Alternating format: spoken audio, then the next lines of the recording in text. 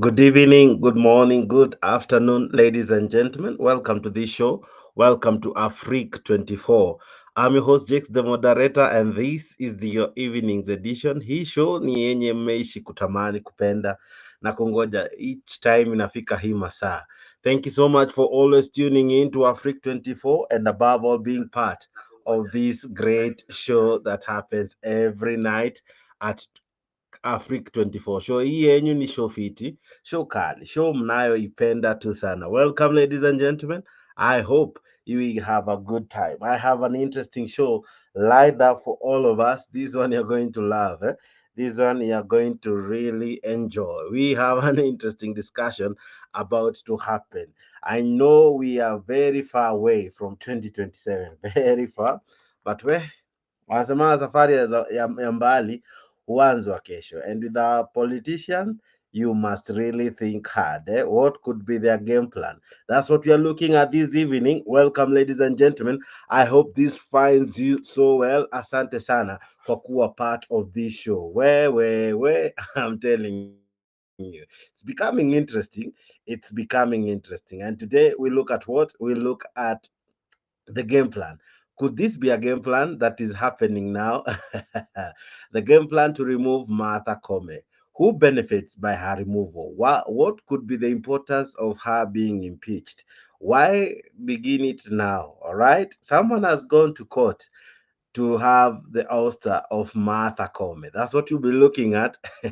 Inaanzanga tu hivi wadau, and kidogo kidogo inakuwa kesi kubwa. Inaanzanga tu hivi kidogo tu, someone inahitaji tu mtu mmoja ajitokeze, and then kidogo kidogo a small case becomes a big case. Today someone has wished the removal of Martha Koome.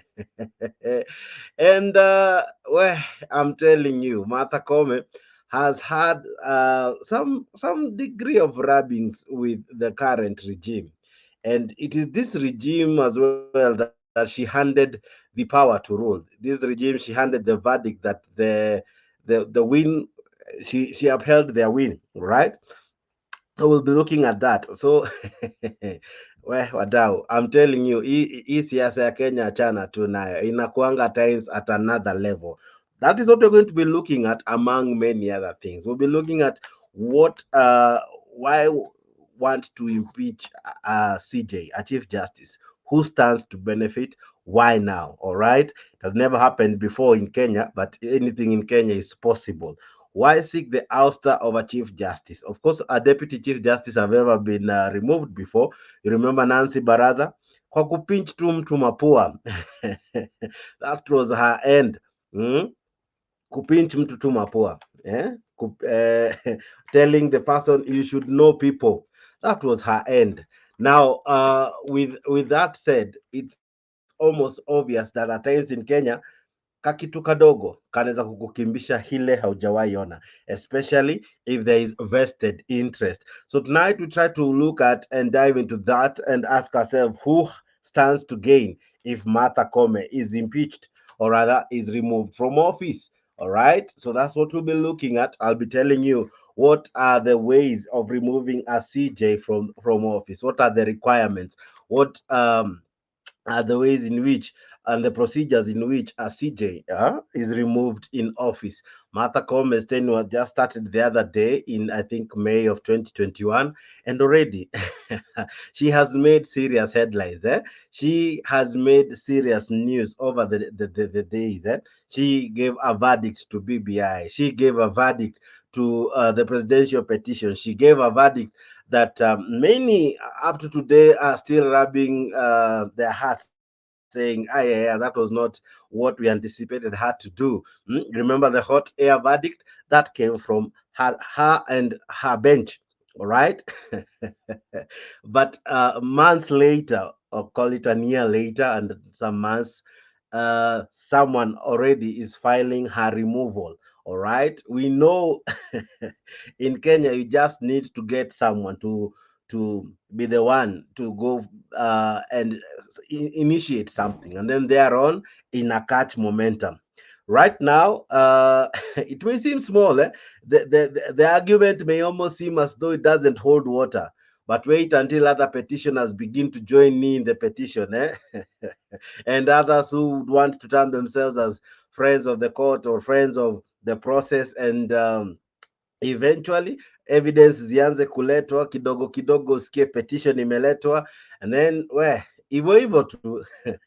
Now I don't know what happens when I think the deputy holds the position for some time, until either she vies for the CJ, or another one person is appointed. That is, CJ Philomena Mwilo would be in an acting capacity. Remember, after what happened to Justice Maraga after he retired, upon his retirement, the person who took over for quite some time was Philomena Mwilo, in an acting capacity. And then after the vetting and the process, and equally the swearing in of Martha Koome stepped in as the new Chief Justice. Now, this is an interesting twist now, that after her being sworn in as the Chief Justice and have had so many landmark rulings over the days, now she is on the chopping board. We saw her the other day meeting the president. Most of us here castigated that meeting, all right, including one Raila Odinga, and many people really said, "Hey, we don't wish that the judiciary and the executive be in bed together." And then, unfortunately, the meeting happened, of course, and we thought that now cases that affect the government will begin to collapse. Of course, we have seen before cases that involved government officials collapse. So we were anticipating now that will also continue, in as much as anything affecting the government equally would begin to collapse in court. Where until Friday last week, wadau, that cases kama ile ya housing ilianguka in the appellate court, na kidogo kidogo stories za Haiti zikakuwa paused.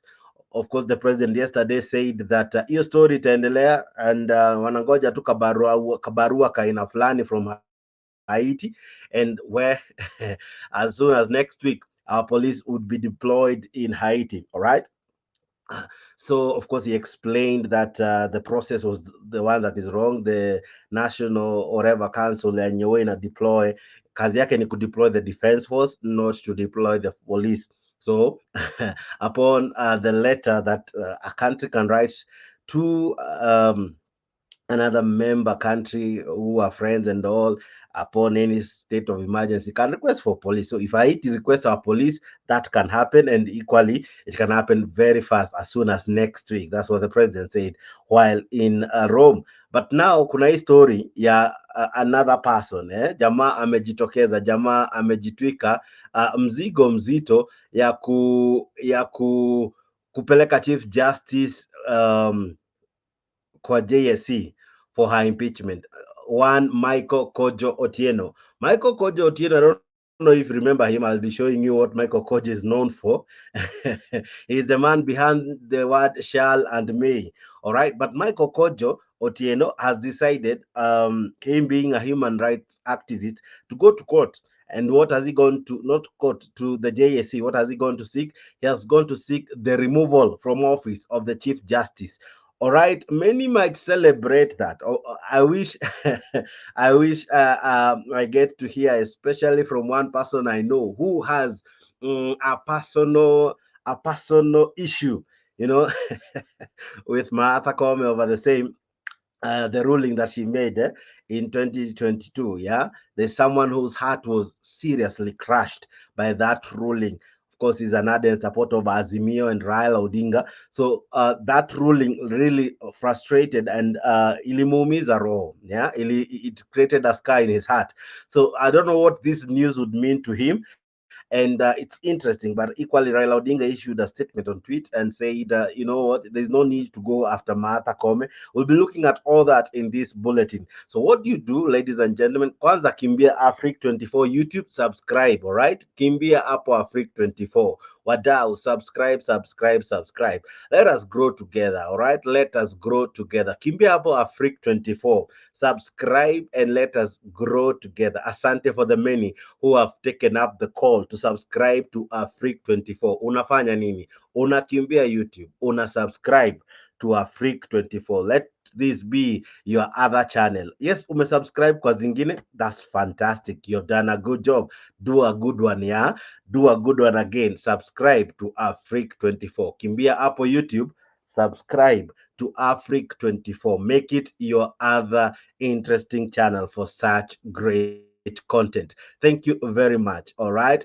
I don't know what you think about the removal from office of Martha Koome.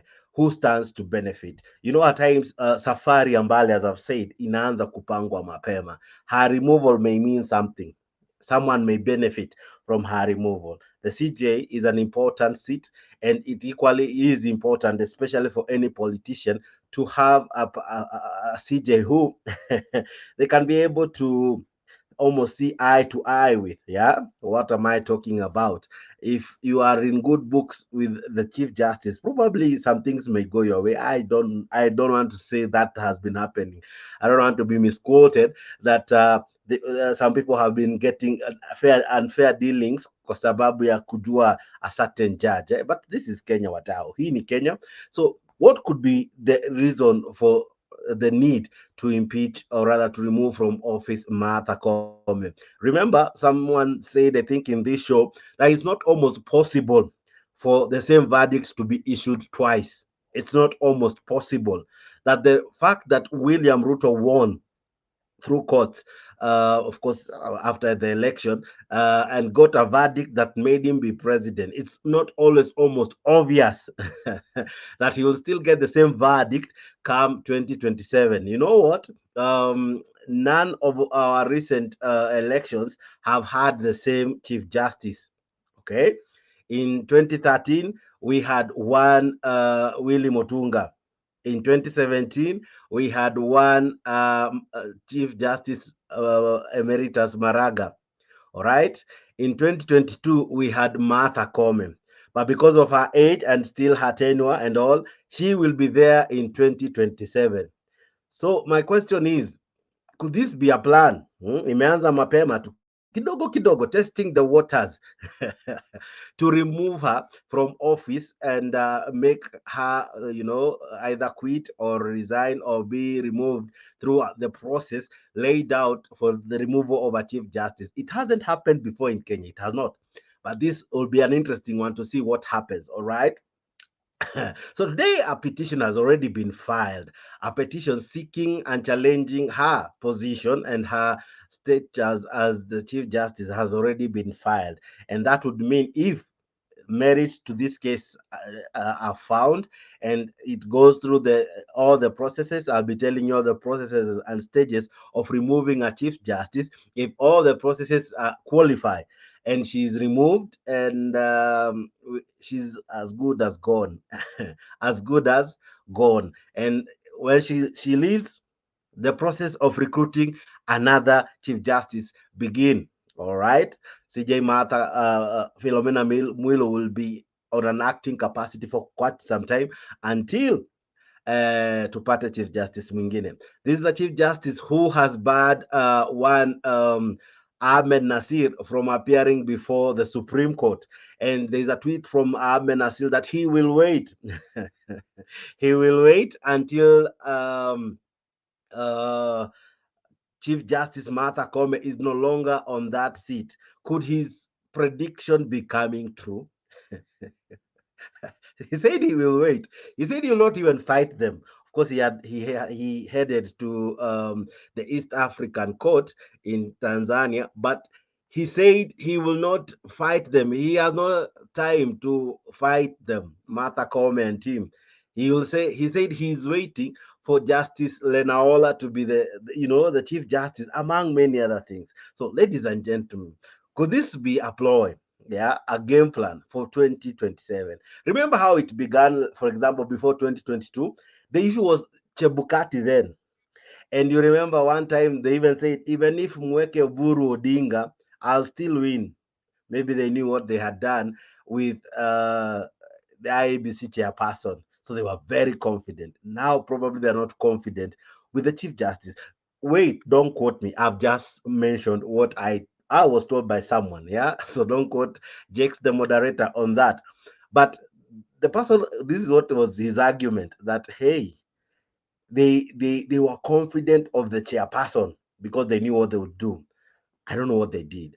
Don't quote me. I don't know what they did, but the jury is out there. All right. But I want to really hear your sentiments and your feedback concerning the need to remove Martha Koome from office. Who stands to benefit, and is it um, a foresight of, or rather someone ametazama mbele, anajua in the event this goes like this is what might happen, and we might need a chief justice who may sing a tune that may favor us. Who knows? Who knows? We are just speculating here today, but wadau, niku interesting, but karibu sana kwa show. I'm equally joined by Mr. G, and equally you, if you wish to join us in the studio. Yeah, I'll be showing you just now how to join us in the studio kupitia link ambayo inaingia hapo kwa comment section. Hiyo ndio link inakutuma hapa kwa studio. Let us have this conversation. Who stands to benefit, all right, by the removal of office of Chief Justice Martha Koome? This is a person who seriously aggrieved my good friend Mr. G. He has a heart that is highly scarred by one Martha Koome. I really know this will be a difficult show for him, but I ask him to really be strong so as to to so that we may have a very balanced debate. But all the same, someone has gone to court to seek her removal. Some have already begun defending Martha Koome. Others have begun lining their troops, probably to strengthen the petition to have her removed. You know, already Kenya Kwanza feel aggrieved by how the courts have been behaving. So could this be another showdown rooming? You know, the Chief Justice has come out to defend the courts. The courts equally have come out strong to oppose the government. Could this as well be another showdown in making? As usual, you have noted, it always begins here at Afrique 24. We create the narrative and the story becomes a big story. So first, let's listen in to what is happening, even before I bring in Mr. G. All right? The Judicial Service Commission. The petitioner Michael Kojo Otieno claims that the Chief Justice failed to follow the law in appointing members of the Tax Appeal Tribunal. Otieno claims that Koome discriminated against persons who applied to be members of the tribunal and burdened Kenyan taxpayers with an inclusion of 2 more members who were not budgeted for. Seth Olale has more. Chief Justice Martha Koome faces a legal tussle against Homa Bay resident Michael Kojo Otieno, who claims that the CJ violated the Constitution in appointing members of the Tax Appeal. In the petition, Otieno argues that while appointing persons to serve at the Tax Appeal Tribunal, the judge failed to be honest in execution of powers conferred to her by the Tax Appeal Tribunal Act based on powers conferred to the judge as a judicial officer.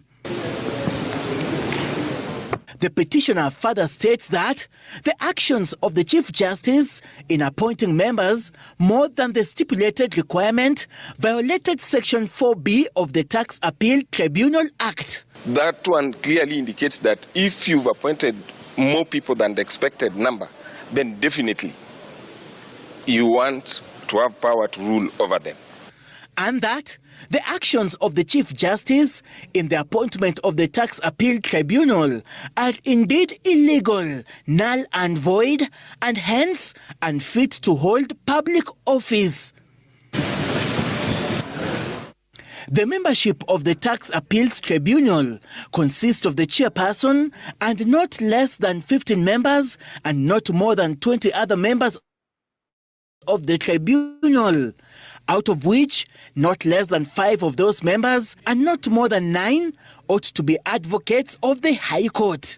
According to JSC, Advocate Chelugat Edwin Kiprono's notice of resignation was received by the Commission on 10th May 2023.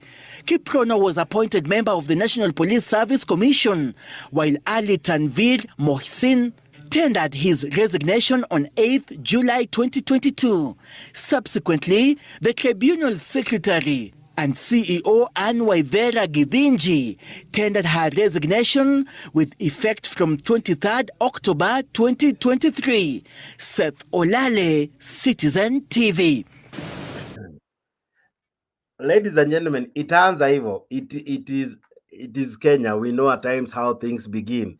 Itaanza hivyo, but kidogo kidogo, it will be a serious thing. Now, what am I talking about? What does it mean to remove a CJ in office? In Kenya, of course, the process of removing the Chief Justice from office is well outlined in our 2010 Constitution. Of course, all of us know the removal is detailed in, of course, Article 168(1) of the Constitution. The grounds for removal of any Chief Justice, of course, include the following. Number one, if you are incapacitated, just like the president, if the president is incapacitated, a chief justice, if the chief justice is incapacitated mentally, hayuko fiti and all, anaweza chujwa kwa ofisi vibaya sana. If the chief justice is found to be incapable of performing the functions of the office due to physical or even mental capacity, that is grounds for her removal. Equally, misbehavior.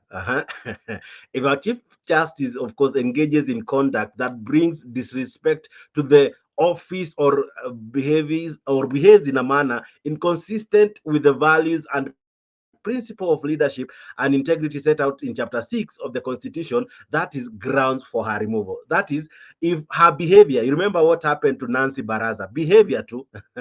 If your behavior is unbecoming, yeah, that's grounds for removal. All right. Of course, others, the main process of removing one would be what to initiate the process. The process begins with a petition, and the petition is sent to JSC, just like this Michael Ochieng has done, is to create a petition. Well, once that petition goes to the JSC and it is filed, it is from there.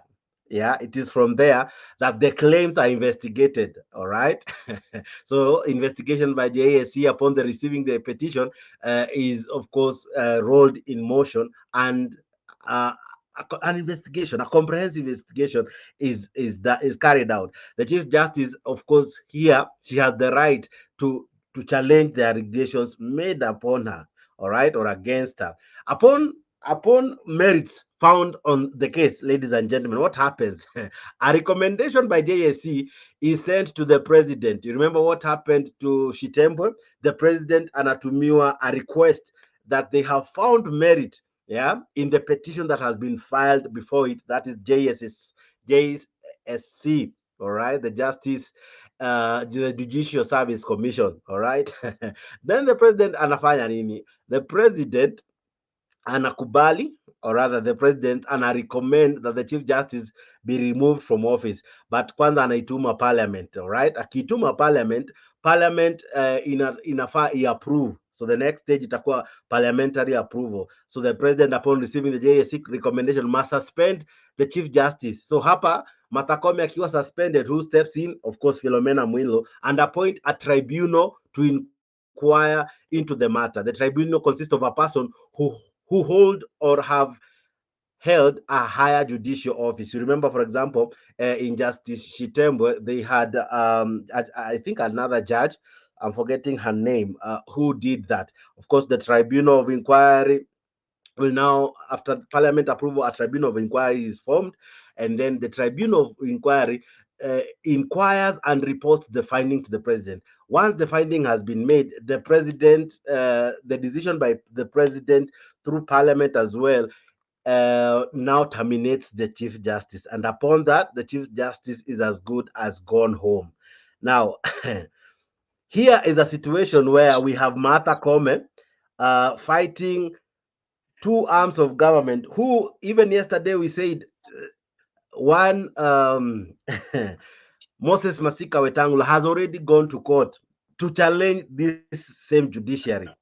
Here now, she's being brought to them on the chopping board. What do you think would happen? What do you think could happen? Yeah? That is the story that we are about to look at, among many other stories. Asante sana. This is Afrique 24. We are looking at this. Is this a game plan for for 2027. One of it being removal from office of Martha Koome. All right. Thank you for sticking around. Asante sana kwa kuwa part of this great conversation about to happen. Well, I know hii ni ngumu kwako leo, lakini kaka brother utajikaza tu. Mr. G, good evening. How are you? Good evening, sir. How are you? I'm Greetings fantastic. Leo yeah. hii show ni ile story huwa haikupendezi sana. Tuna discuss aliyekuvunja moyo vibaya sana. Leo amepatikana. Okay. First of all, I have to wish my good brother, my good brother Alex, happy birthday. Oh, it was his birthday. I didn't. Yeah, today is Alex's birthday, and I wish him. Really? I didn't I hope know. Really? enjoy the day. Unijua aje hakutuma memo. Alex, is it your birthday? No, he's a closer friend. He's a closer friend. Lazima nijue. Let me see. All right, I'll just know right. Oh yeah, man. Happy birthday, my friend. How are you? But tutakuimbia birthday hapo mwisho ya show. Happy birthday to you. Have many in return. Hey, unaona watu wa birthday vile wana behave, eh? Birthday guys. All right. Yes, Mr. G. Yeah. So, okay, to me today, unajua, Jex, today I'll be so soft to this woman, even though you're not in good terms. Yeah, but what I want to start with is, let us look at this guy. This guy ambaye amepeleka this petition akisema his removal. Unajua, in politics watu kwa wanasema kuwa everything, there's nothing that is impossible in politics. So, tukirudi nyuma, there's a time ambao Wanjigi alituambia kuwa those time tulikuwa tunaona Mtata akiwa anatokezea kwa media kila wakati, anatokezea kwa media na anakuja na issues ambazo zina hit our nation, issues ambazo zimekuwa substantial issues. Sasa tukawa tunashinda, huyu jamaa mbona kuna hii nguvu ya kuongea hivi, mbona anajifanya, sometimes tunampata mpaka anaenda anajifunga nyororo kwa gate sijia nini, anajifunga nyororo kwa mlingoti, kwa street, na anaongea points. Baadaye tukakuta nani akatuambia, Wanjigi akatuambia kumbe himself ndiye alikuwa anampatia information, you see. So this is a guy here hatujui, as much as we are told that in the politics nothing is impossible. Huyu jamaa ni kwanza lazima nimjue kama ni mtu wa UDA ama ni mtu wa Azimio. Hiyo ndio kitu kwanza nafaa nijue. Huyu ni jamaa wa Azimio vibaya sana. You remember alikuwa amekuja akiongelea kuhusu stories za Shal and May. I'll be playing you. Yeah, I'll be playing you clips from him, eh? Michael. I know he's from Azimio. Yeah. I know he's from Azimio, and that's why I'm saying I have to know vizuri kabisa nijue kama ni jamaa ambaye anaweza nunuliwa na mtu ama, kwa sababu kumbuka there's a statement ambayo nani alitoa, ambao Ahmed Nasir alitoa, and he talked about this issue. Na hata in fact tuliongelea hapa this issue from Ahmed Nasir. Na imeanza kujitokeza. So hatuwezi, mimi kwangu I don't have to speculate kwanza, kwa sababu I'm not sure what is really happening. I don't know kama Ruto anaweza mtumia huyu kijana iwe ndio chanzo ya kumtoa huyu mtu, but although tunajua kwa Ahmed Nasir aliongelea the same issue. So to me I want just to be soft to this woman, as much as I don't agree with her and I don't like her, but on hii issue kwanza acha niipate kwanza nafasi kidogo. Back to you, nini Jex. Hii story wewe unaamua kukalia fence, eh? Despite acha kwanza nipigie. But I'll be coming you with more questions. But equally, birthday boy, happy birthday to you. I am not a good singer. If I was, I would have sang you from the, you know, from the nice vocals. Do you need cake? You umeletewa? I don't need it. You don't need it? What about milk? Yeah. You want milk? Yeah. Okay. Birthday boy ameletewa ni chajio ama ni ya mchana, whatever. But birthday boy, how are you? I'm fine, I thank God. Hiyo ni keki? Yeah. I'm sure you're sio keki. But karibu sana kwa show. So, Hii ni what keki do you bwana. make of what do you make of the need? Keki bwana. Hii ni keki. Unasema Why, kuna keki. why, why? Blessed are you among the few. Unaonyesha kitu kama hiyo kwa screen na Wakenya wengine wako njaa, but sawa. Karibu sana. Hope you're well.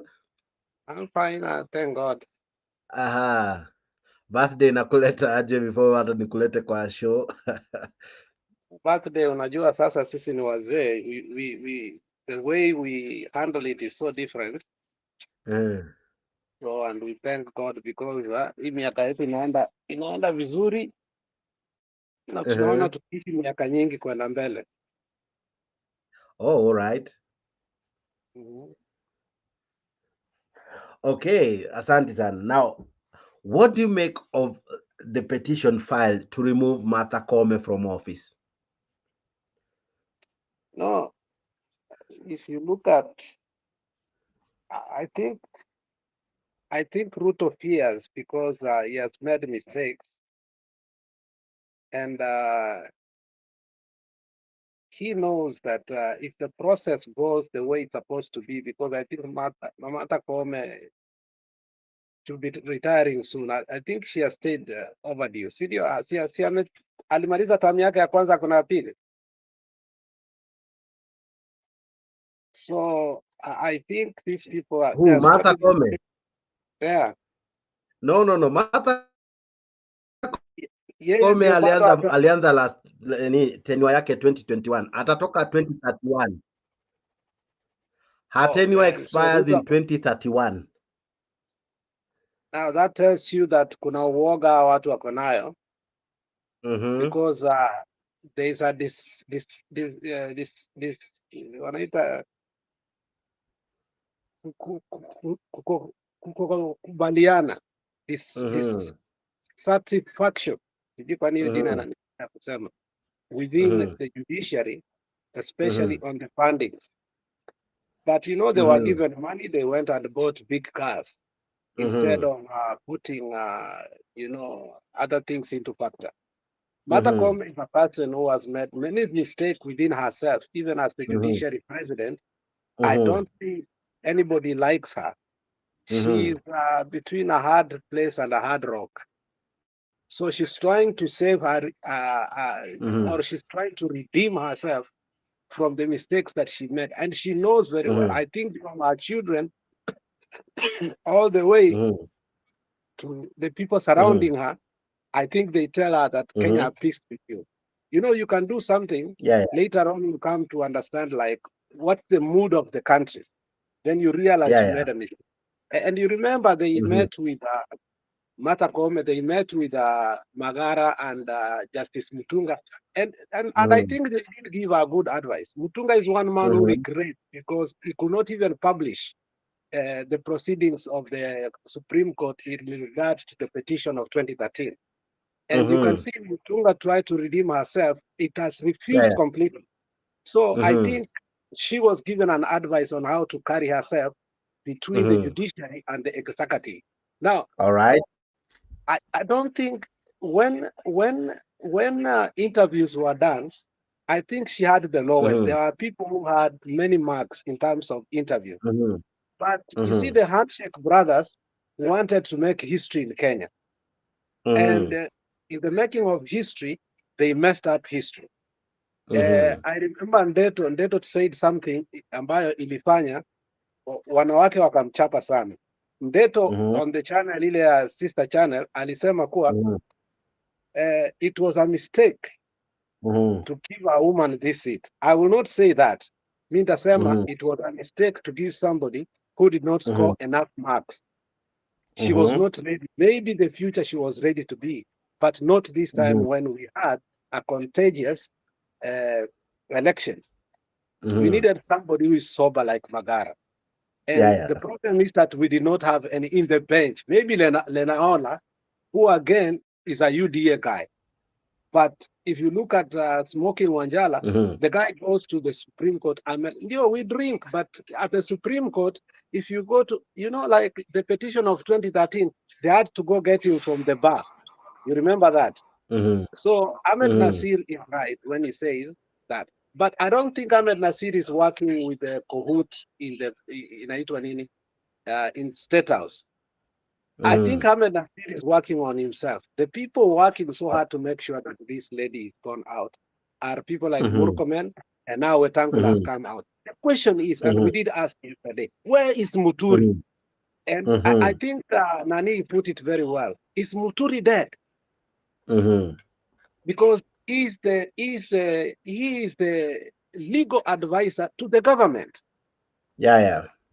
So he should be filing these things, not Wetangula. Now Wetangula anaingisha some clauses that does not make sense, so that you can feel that he's supposed to go to court. But I think his petition, he will be told, let the legal advisor to the courts, to the government, bring the case forward, not you. Because remember, you are the executive of the legislature. You represent, like yesterday you say, you represent both sides. You must be neutral, you must listen to both sides. So did he listen to both sides? He is applying this thing as a what? As a UDA guy, which actually is not a neutral position. So they are targeting Martha Koome. Yes. And in a subtle way. And this is what I think. If Martha Koome does not recuse herself from this case, so that ile ya nini inaitwaje, because I think wanaipeleka kwake, hata kama wana appeal, I think hiyo case wataipeleka mpaka mwisho, itafika Supreme Court. But so that ikifika Supreme Court, they will target her. The thing is that Ruto wants the court to be his. He wants to prove that some judges are what? Are corrupt. So, and that is the work of the Judicial Service Commission, combined with the Chief Justice, to see honestly, is this person corrupt? So the people that he's targeting, you can see. But the conundrum is here. The people that Nani is targeting, Ahmed Nasir, it's funny that there are the Philomena Mwilu, Martha Koome, Smoking Wanjala, Njoki Ndung'u. Those are the people that he's targeting. 3 women and 1 man. And I'm questioning. So because he was saying here, I will not take a brief or appear before the Supreme Court as long as the CJ Koome, Deputy CJ Mwilu, Smoking Wanjala, and Joki are judges of the Supreme Court. I will come back to the court when, inshallah, if the judges, Ibrahim, Lenaola, Ouko, and other members constitute the majority. A majority in the Supreme Court. Now, the question is this. Now, that's the question, my friend, that why is he naming these judges, that these judges will remain and the other judges will get out? That's the conundrum now. That's where I see that he's not working with the Ruto people. He's not a cahoot to these people. He's fighting this war through some judges or the Judicial Service Commission. And he knows exactly how he's going to do these things. So it's a matter of time before the lady Martha Koome maneno yake commission ikuwe form ya kumremove. It's a matter of time. You had Murkomen say in 2 months. You had Murkomen openly. As a minister, you are not supposed to engage outside your boundaries. And you question, why are people who are outside the boundaries, like Wetangula, like Murkomen, and like Cheregai, are coming in? So it's a matter of time before they remove this woman. And this woman is also hated within the 7 judges of the Supreme Court. That's the problem again. Because she treated other people like they didn't. So like Lenaola, Ibrahim, Ouko, she never listens to them, by the way, because these 4 votes together, they become majority. And these 3 vote the other side, they become the minority. But remember, the Supreme Court of William Ruto was unanimous. That means all of them voted together that William Samoei Ruto won the election. And that's the problem that I'm having. that what is the problem of Ahmed Nasir, and why did they decide completely to bar her from the Supreme Court? You know, there's this land of 2 billion that was supposed to proceed. You know, that land of 2 billion of Moi and this woman. Moi. Yeah. Moi and this woman. So that land is 2 billion, and you know, lawyers get a third of that money. Okay, so that's why they are punishing him. They are saying you cannot come to the Supreme Court in that case, and that case will not proceed until Ahmed Nasir recuses himself from the case. You know, then you see that Koome has a vendetta against who? Ahmed Nasir, okay, which actually is punitive. You are not allowed to do that because a mature person does not punish other people. That is my take on that. All right, I'll be coming to you just now with several more questions, but Mr. G, kwa uharaka tu tumemtimua Martha Koome, nani anaweza benefit? Who stands to benefit with her removal? Is it the president? Is it the executive in general? Is this equally another tactic to begin to intimidate judges? Unaichukulia from what angle if we were to remove the Chief Justice? Because that's the highest office in the judiciary. If that was to happen, what do you think would be the message being sent? I think, Jakes, on that question, maybe ungeiput kuwa if the all judges from the Supreme Court wametolewa, not only this woman, kwa sababu let's go back to ile wakati Mtunga alikuwa, it was 2013 when Mtunga was there. That time Njoki alikuwa upande wa president. Yeah, but that time Njoki alikuwa upande wa president. He never even discussed anything, ama he never listened to anyone. Yeye akilaki kumekuwa focus kutetea president. Mna alikuwa hiyo time. Ukipata mtu kama Smoking mtu ambaye amekuwa pale for a very long time. Yeah, and ukimsikiza he was talking as if anajua kitu ambacho anafanya, but ikuja wakati wa kuvote unasikia amevote pamoja na wale watu ambao wana support impunity. Sasa mimi on my side, the whole team should go out. If at all we Kenyans, as naongea sasa kama citizen wa Kenya, if Kenyans want to get something from the Supreme Court, wanataka kupata ukweli, truth, the whole team should be removed. Kwa sababu the same way Alex ameongea, the last election ambayo ni 2022, but in fact tuliambia kwa hii na sasa ni Mungu aliwaongelesha. Sasa Mungu mwenyewe aliwaongelesha na akapatia judgment, akamwambia mwende msome hii sasa mbele ya watu, kumaanisha hao watu wametufail wote. As much as I hate Koome, kwa sababu Koome ndio kama amechukua hiyo jukumu, naenda kana ataja Mungu sana, akisema ameongea na Mungu mpaka amepewa judgment, but the whole team for us to succeed as Kenyans, they should be removed from that place. Okay, now on the issue of yeye ametolewa, who will benefit? Kitu ya kwanza sasa hii tunaona kama yeye amekazia sana president, na siku mkazia, amesimama kwa right, ako right kabisa, because he's following the law and it is our constitution ambayo inapinga hizi vitu ambazo Ruto anataka. But tunaona Ruto mpaka hata leo akiwa Western baada amesema kuwa wanaendelea na those projects, hakuna kitu tawazuia kusimamisha. You see, so the president anakubaliana na impunity, but now the woman is being intimidated. Now, it's not only this woman, but the whole judges, they are being intimidated so that wakileta hizi kesi zao ziwe zinatupiliwa mbali, kwa sababu sasa the more wanaendelea kusimama na ukweli, the more the executive inaendelea kuwachukia. You see, na obvious watakuja pia ni watu au ni wanadamu kama sisi, itafika mahali waanze kusema wanataka kujitetea pia kazi yao, kutetea unga. Tunasema wanatetea unga. Sasa kwa hiyo hali ya kutetea unga, they'll fall into the trap, na sasa hapo ndo sasa we ata succeed the president. But another thing pia, these people they are focused on a 2027 election, kwa sababu wameona kama when Alex amesema the woman at the moment in kama he's trying to redeem herself kwa sababu ya what she did. Alifanya makosa mengi sana, alidiscourage watu wengi, mimi mwenyewe alinivunja moyo. You see, sasa kuna watu wengi ambao hawampendi, kuna watu wengi ambao hawataki kumsikia, so she's trying to redeem herself, na the more she tries to redeem herself, hizo kesi atazikazia, na the more anaendelea kuzikazia ndo Ruto ataendelea kuwapinga.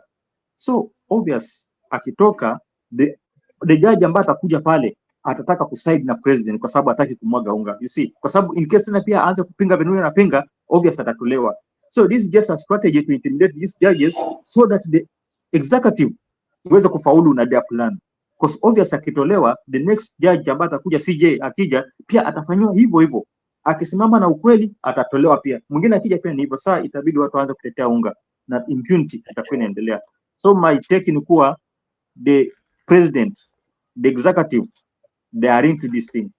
Wanataka wamtoe to intimidate other judges. So for you, it will be more of intimidation to other judges, and equally, you are saying that it has a create a storm for judiciary. Now, equally on the same breath, Philomena Mwilu is the deputy. If that happens, can this be her opportunity to equally go up? Yeah, she can go up, but still the strategy is the same. Mr. Jakes, the strategy here is to intimidate these people ili waweze kusikiza executive. Yeah.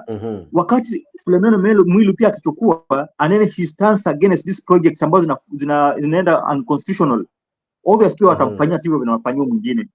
The issue here is either wote watoke, we get new people ambao hawatakuwa na ile hawata fall into trap ya the executive. Kwa sababu angalia this woman ambaye ni nani? Ni CJ. We still asking ourselves question. Nini ilifanywa akaenda kukutana pale?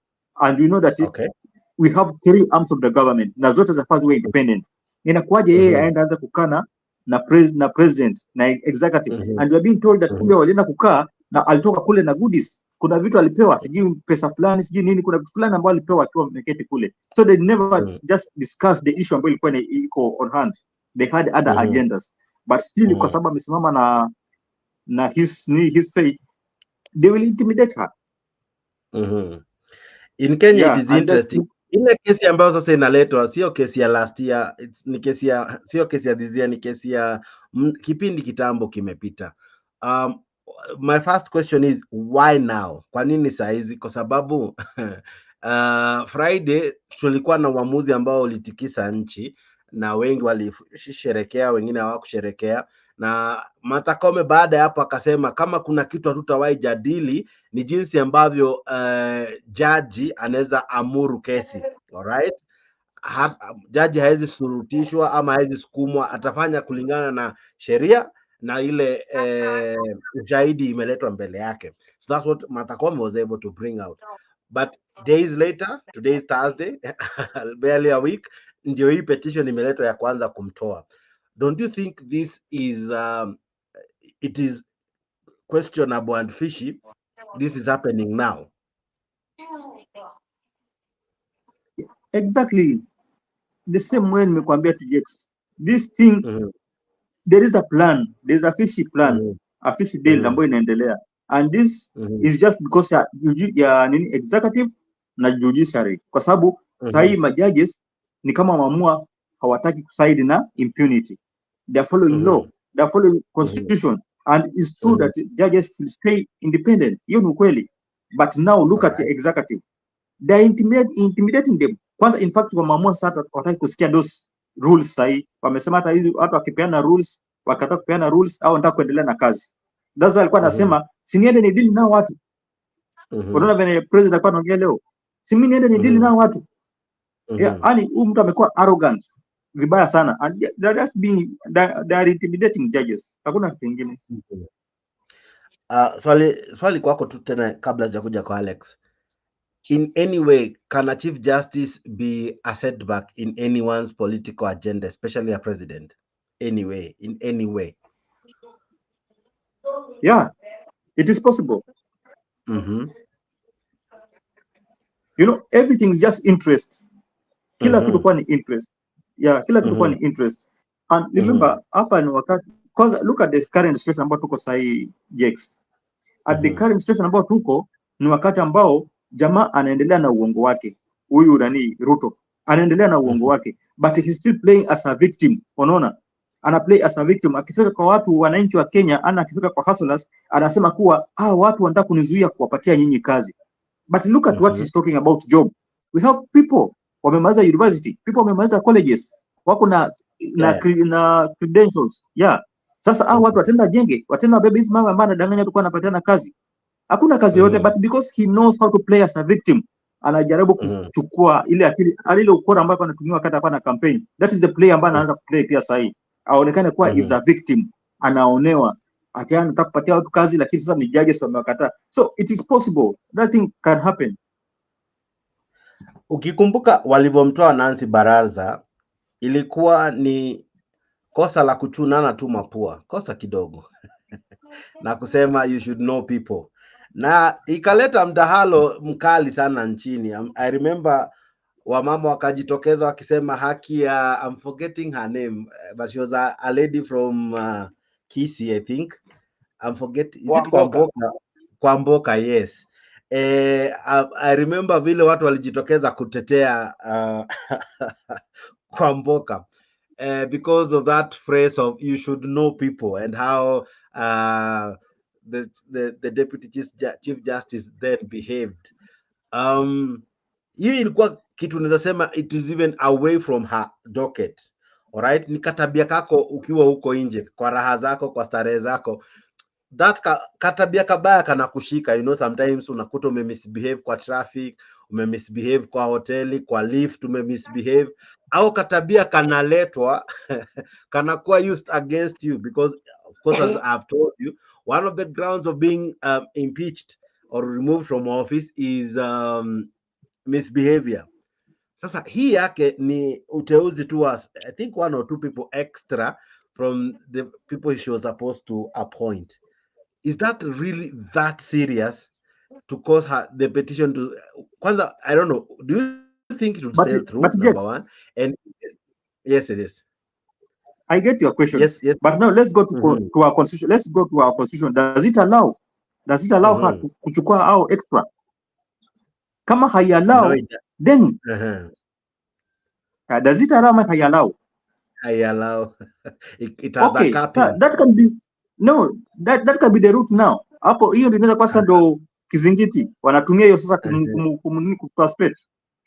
Na huyo anaweza kuwa mmoja, alafu kesho utasikia kuna mwingine na mwingine wamejitokeza, so that to make this evidence iwe mzito zaidi na kesi iwe because ni mtu mmoja ujitokeza, alafu kidogo kidogo unaanza kusikia and several others wamejoin the petition.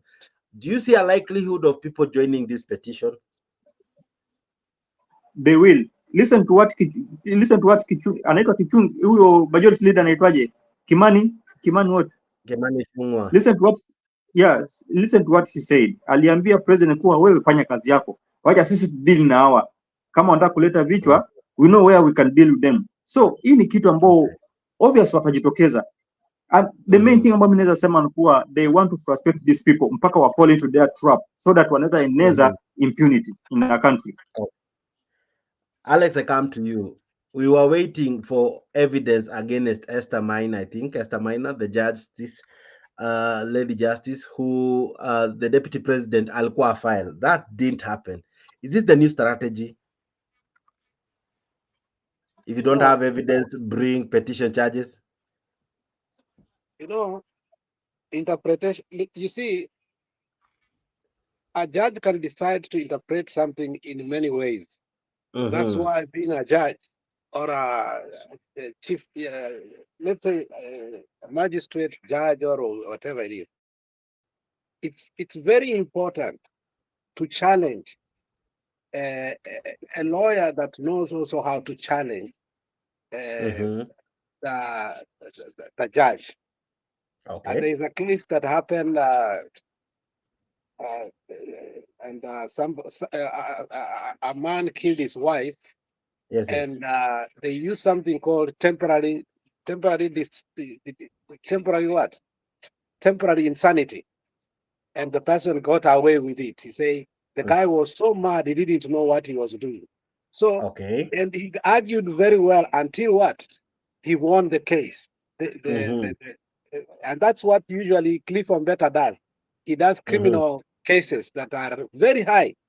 Cliff Better akiona ni criminal case anakimbia huko, and actually he wins those cases because he knows how to do what?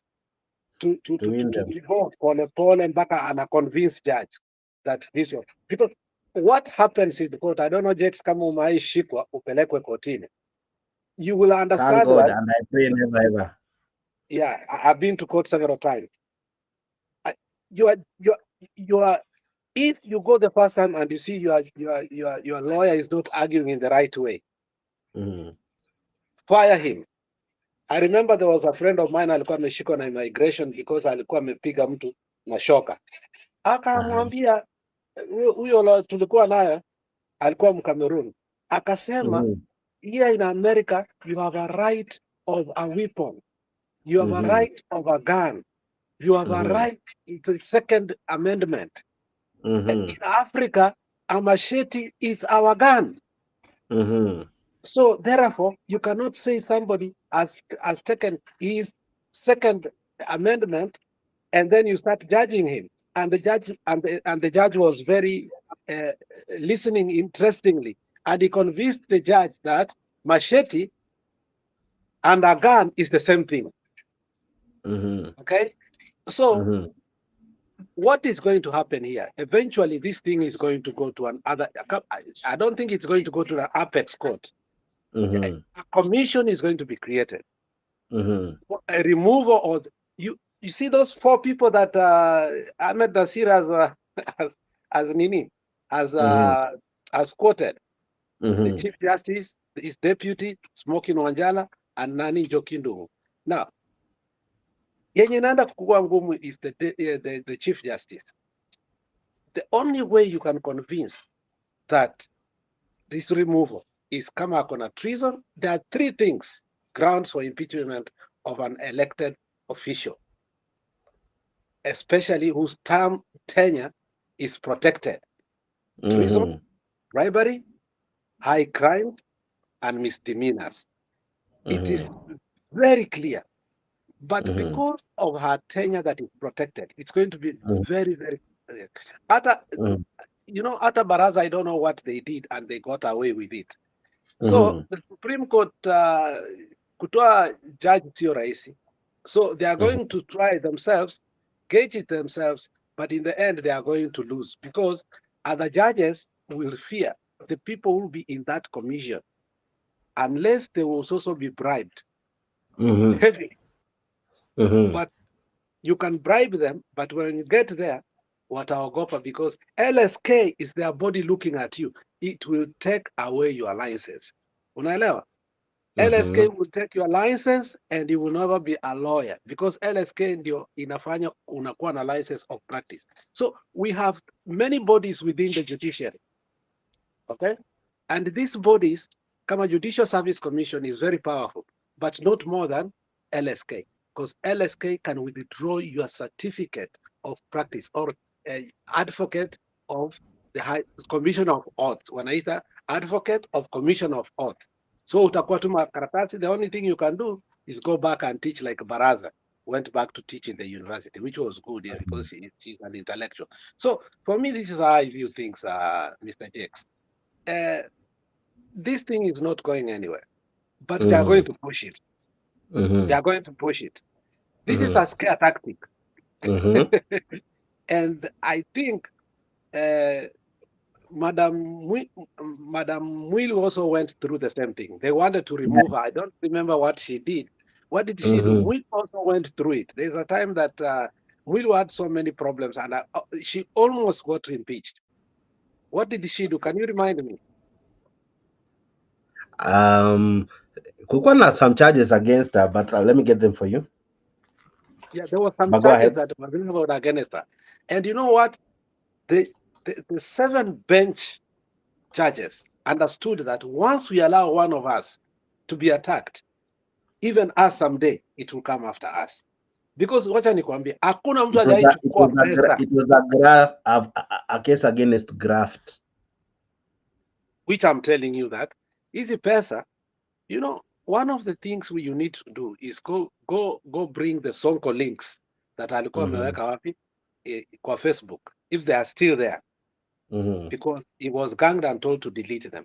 And you see how the judges were talking with Nani. Wanamwambia 330 million, we will protect you. And you know, Sonko was pushing it and he was giving them that money. And you could understand how the middlemen of these judges speak with the judge, na wana speak with huyu, na mwisho vile pesa inapelekwa. And that's why one judge was found with so much money in what? in his bedroom, in his house, because you can't take that money to where?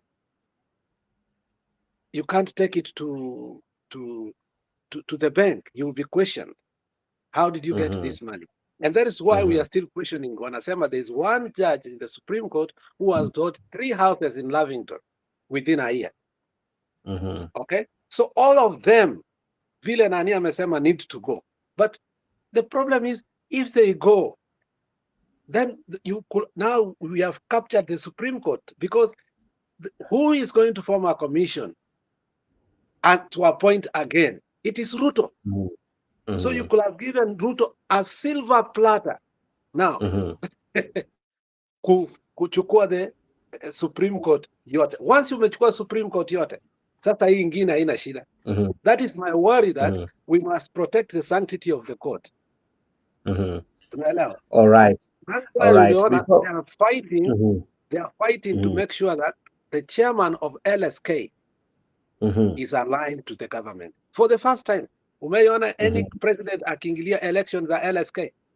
Now, Ruto's hand is there because he understands that independent, Ruto can choose those people and finish, and waone it was not honestly that the way things were done were not right. And then LSK can decide to withdraw their certificate and make again the Supreme Court vacant. So it's a battle that we are going to see, that if Ruto decides that battle, I think it will be one of the worst battles that we have in Kenya. But Ruto is determined that the Supreme Court is going to be his. Thank you. All right. Before we even wrap your part, kuna another part the courts I'm about to bring. Of course, it appeared in today's dailies, but maybe you're asking, what are we discussing? Listening to this, but now at a different version. A petitioner has moved to the Judicial Service Commission seeking to have Chief Justice Martha Koome immediately removed from office. In his petition, Michael Kojo Otieno alleges that Chief Justice Martha Koome has failed to exhibit respect for the rule of law, failed to comply with the law, and has failed to act in a manner that promotes public confidence after allegedly appointing excess members to the Tax Appeal Tribunal in May last year. According to the petitioner, the Chief Justice is unfit to hold office for the alleged unlawful and unconstitutional appointments. KTN's David Mudoka starts us off. In May 2023, Chief Justice Martha Koome appointed some 22 persons to serve as members of the Tax Appeal Tribunal for 3 years. 9 months later, the appointments have come back to haunt the country's 15th Chief Justice through a petition filed before the Judicial Service Commission. According to the petitioner, Michael Kojo Otieno, who is a human rights activist, Chief Justice Martha Koome went against the law while making the appointments and thus is unfit to hold the office of the Chief Justice of Kenya. Otieno argues in his petition that while the Tax Appeal Tribunal Amendment Act 2022 states that the Tax Appeal Tribunal shall consist of a chairperson and not less than 15 but not more than 20 other members, Martha Koome failed to comply with the act by appointing 22 members. For appointing 2 more persons than the required maximum number, Otieno is convinced that Chief Justice Martha Koome failed to exhibit respect for the rule of law, failed to comply with the law, and failed to act in a manner that promotes public confidence. The petitioner further states that Koome failed to conduct herself in a manner that promotes honest, dignified, and impeccable manner, discriminated against persons who applied at the Tax Appeal Tribunal as members, and burdened Kenyan taxpayers with 2 members who are not budgeted for. It came to my attestation that on 10th May 2023, the Chief Justice of the Republic of Kenya did not comply with the provisions, express clear provisions from prima facie evidence on recruitment of members at the Tax Appeal Tribunal. Whereas the powers which had been conferred upon the Chief Justice, she relied on an old law instead of a new law.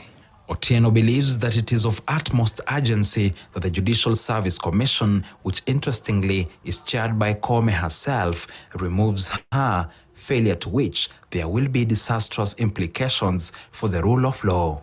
Otieno further states that if the petition is not immediately ventilated and necessary orders made, the damage or harm will be of an immediate, incalculable, and irreversible nature. Code is intended to establish standards of ethical conduct of judicial officers to be applied consistently with constitutional requirement. That is a legislation from Parliament, hence makes her unfit to hold public office. The Judicial Service Commission is now expected to consider the petition to see whether it disclosed a ground for the CJ's removal. If it doesn't, the petition will be thrown away, but if it does, the JSC will be required to send the petition to President William Ruto, who within 14 days has to suspend the Chief Justice and former tribunal chaired by the Speaker of the National Assembly to investigate her. The tribunal is expected to do the investigations expeditiously and present a report with binding recommendations to the head of state. The president has to act in accordance with the recommendations, and if the Chief Justice is aggrieved with the decision of the tribunal, they have 10 days to appeal at the Supreme Court from the day the recommendations were made by the tribunal. So we are ready as a judiciary to open ourselves for this introspection and to see who is failing in their duty. All eyes will now be fixated on the Judicial Service Commission to see what decision it makes regarding the petition for the removal from office of Chief Justice Martha Koome, considering no Chief Justice has ever been bundled out of office before. David Muthoka, K. All right. So that's what we are looking at, ladies and gentlemen. And equally, I see many of you are watching us. Asante sana for being part of this show. Naona Rally Mo ako ndani na pia wengi ambao wanatuma ujumbe zao. Thank you so much for being part of this show and this great conversation. To join us, there is a link hapo kwa comment section. Hiyo ndio link inakutuma moja kwa moja hadi StreamYard, the yard that we are using to have this show, right? So what do you do? Una click enter. Ukiclick enter, itakulazimu uandike jina, si lazima iwe jina official, alafu uwashe kamera, uwashe mic, ziko activated kwa hiyo StreamYard, so sikuwe na wasiwasi, and then you click enter. Ukiclick enter unajikuta uko hapa mbashara. Alright, karibu sana wewe ambaye unatutazama na ungependa pia maoni yako yasikike. Zaidi ya yote pia unaweza tuma ujumbe hapo kwa comment section, unaweza pia participate kupitia kutuma ujumbe. Maoni yako ni yapi ya kulingana na yale ambayo tuna discuss? What do you see? What do you agree with the removal of office, the petition that has been filed against Martha Koome? What do you think about it? Who stands to benefit? Why her? Why now? Right? Sawa sawa, wacha tuendelee wadau. Niko karibu kuleta kitu kingine, lakini before hata sija discuss who is okay, yes, Mr. G. Before bring the next topic, I just wanted to comment on this topic, this video, the clip ambao umecheza sahi. Because the clip nikisikiza vizuri, I see a hand of this government in it. I see a hand of president. I see a hand of this UDA group, and I'm starting to speculate that they can do it. Watumie mtu wazimio ndo wasionekane kwa ni hao wana push this thing, because I have listened to that clip. Now I really see the hand of these people on that clip. Yeah, so what I'm trying to say ni kuwa wanaweza tumia that mbinu to frustrate this woman. But I still will go back to what I said. I agree exactly with what Alex said, because when they are taken out, they are taken out, all of them will fall victim in the hands of Ruto. Na hapo tutaumia sana. And that's why my first statement was that today I don't want to be harsh on this woman. I want to be soft on this woman. Because I know that everything that is happening is Ruto anataka kuintimidate ili acapture this judiciary, na kisha capture sisi tunaenda kuumia kabisa. That's why I said I have to be soft today, because I know what will happen, but I'm seeing his hand again in this clip. All right. Before I show you who is Michael Kojo Otieno, and where I think I first saw him, of course, he has been a human activist, but kuna mahali alicause some drama. I'll be playing that for a while, but still matters court. Today in the Standard this morning, we were to look at this. IBC wameambiwa lazima waundwe. The court deals Raila major blow. Uh, this is what the papers were saying, that a key recommendation of talks between President Ruto and opposition chief whip Raila Odinga could be rendered dead in the waters after the High Court ordered for the immediate recruitment of the electoral commissioners, emphasizing the need to obey the constitution and noting that the talks did not have backing of the law. First of all, hiyo statement peke yake inafanya kazi yoyote yenye Kalonzo alifanya kuwa dead on arrival.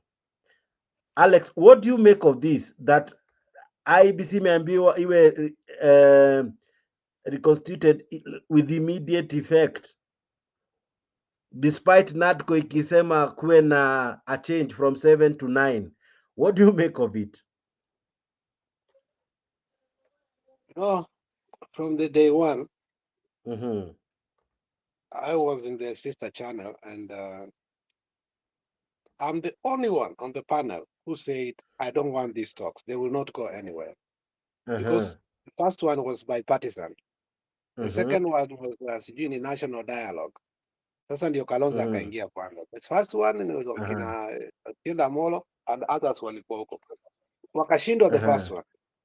Then the second one, so Ruto was buying time. And Ruto is a shrewd politician. And I don't know how nani alimconvince, Kalonzo alimconvince. So Baba is desperate to keep Azimio together because of the Kamba votes. So akapea Kalonzo to go and talk about it. But we all knew hii kitu haiendi anywhere. So the NADCO report is the most useless report, or the commission is the most useless that we have ever had. And nakwambia huko Kalonzo alikula pesa nyingi sana. Kalonzo might have come there with even more than 300 million. Okay?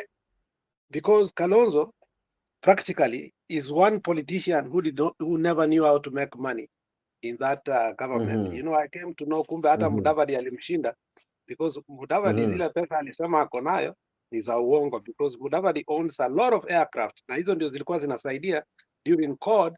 Ilikuwa unaonanga yani CORD had a high power voltage campaign. Kila mtu alikuwa na ndege yake, na ndege ilikuwa inaingishwa nini, gari ilikuwa na magari hizi kubwa V12 zinaingishwa huko. The guy said he's worth 4 billion. He said he's worth 4 billion, but I think you multiply that times 3. He didn't want to look like nobody can ever say what is worth. Anasema tu pesa yenye imeingia kwa akaunti yake. But I think Mudavadi is worth more than 12 billion. Unaelewa? So Kalonzo alipoenda huko kuongea, ulikuwa unaona hata aka katoto kadogo kanatoka Mombasa, anaitwa Nasir ama anaitwa nani? This young boy who is in Ayala, who has always wanted to be the governor of Mombasa, mwenye alishindwa. Hassan Omar. You see how Hassan Omar was disrespecting all the time. Na Ichungwa disrespecting who?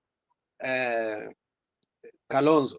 So the NADCO report, you can't tell me about the NADCO report. That thing was dead on arrival. And I told many people, I mean, who is going to discuss that? And you know, it got Nani very mad, Martha Karua. And Martha Karua knows that and if he's not under the feet of Baba, he's going to be useless. So she's forced to be with Baba. Because without Baba, Martha Karua anaenda wapi? The politics of Central is within the hands of Rigathi Gachagua, Maina Njenga, And probably those are the two. If I see from where I sit. Unaelewa? So there's no way we can talk about the NATCO report. And secondly, everything we wanted, including the cost of living, was never put there. Whatever we were agitating for, hakuna kitu iliwekwa kwa hiyo NATCO report. You can imagine. I don't know why it was given to Raila. I don't know why he read it. I don't know why he took it to parliament. That was an embarrassment kwa huyu mzee wetu. And when you talk like that in some channels, people think that you are joking. You know, we read first, and then we comment. We are not emotional people. Because there are some things, you know, in a country, you don't come, unasema, Ruto must go. You know, you come with a strategy. You know, like right now where we have reached, maandamano itakuwa maandamano kubwa. Either we win or we lose forever. And hata maandamano tulikuwa tunaenda, hatukuwa na strategy, ni mamawe tumebeba. You know, maandamano watu wa Egypt na Sudan walikuwa wanafanya, wanatoka msikiti, that means on Sunday mkitoka church, nyinyi wote, kila mtu ako KICC huko nje, ama somewhere that they block the whole city. Yes. You block the whole city. Alafu munakaa huko hata kama iko siku ngapi. Hata tiaga asifanye nini. Msitoroke. And then the world media will come in. It's a strategy. We don't have strategies when we are doing maandamano. We need to have maandamano strategy. Maandamano nayo inakuja. It will, because the way the country is going. But the question is, do we have a strategy of doing the way the people of Sudan walifanya? Remember, what made Mugabe go is when all these people converged there and refused to go home. Sisi tunataka tuende, ikifika jioni turudi nyumbani. That's not maandamano. That's picketing. Unaelewa? So kitu nasema ni the NADCO report, wachana hata kuongea nayo. That's a useless thing. It's not a report to talk about. Mr. G, the blow to Raila Odinga kwa sababu hiyo NADCO report ilikuwa inasema waongeze from 7 to 9 na it is one of the reasons bado hatujachagua IEBC, but court imesema, you know what, with immediate effect, immediately the IEBC should be reconstituted. This is stories juu tunangoja nini, because of a year plus tumekuwa tukingoja IEBC and it seems read the whole statement because inasema kwenda chini, otherwise we are going to have what, a constitutional crisis. Yes, which we think we already are in, because how do you explain that over a whole year plus? Why now? Why are they saying it now? Because there's a person who was found culpable somewhere in northeastern. He was supposed to be recalled because we do not have an IEBC. They couldn't go to court, so the person continued to serve as an MP. We still have what do we call this? We still have elections that are pending. They haven't happened because we don't have an IEBC. So some people are being denied the right to be represented because of lack of IEBC. So the courts, I think, are right on this one. I agree with the courts that truly we shouldn't suffer, or rather Kenyans shouldn't be taken hostage because of a report that one, as the court is saying, let me reflect that newspaper again. The court is saying that this report by the Kalonzo and team, that it lacked any backing of the law. So in any case, if anyone was to challenge the NADCO report, he would win because it will be declared unconstitutional because of lacking a law that backs it up.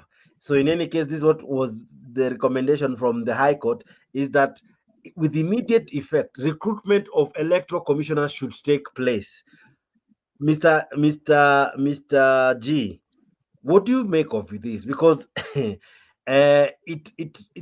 it gives the work that Kalonzo did, it sends it to inakuwa rubbished, and by the end of the day Jeff, this was embarrassment, na tumekuambia pa mara mingi this NADCO report was embarrassment to Baba. In fact, mpaka sasa bado nashangaa why is it that Baba hajajitokeza kabisa akasema mimi na disown this report. This was an embarrassment kwa sababu kitu ya kwanza in the report wanaongelea kuhusu mambo ya seat ya opposition leader. Hiyo ndio vitu ambavyo wanaongelea, no cost of living, nothing. Alafu pia imagine sahi hatuna IBC. Hatuna au strong au commissioners hawako, which even me I agree with court that we need these people urgently. We need them urgently. But the problem is how will they choose? That's the only problem that I have. Kwa sababu hapa kumbuka nani Ruto akawa amekuja na mbio sana akitaka watu wachagulie. Alikuja na mbio sana na mimi nilikuwa najua kwa anakuja kuweka watu wake.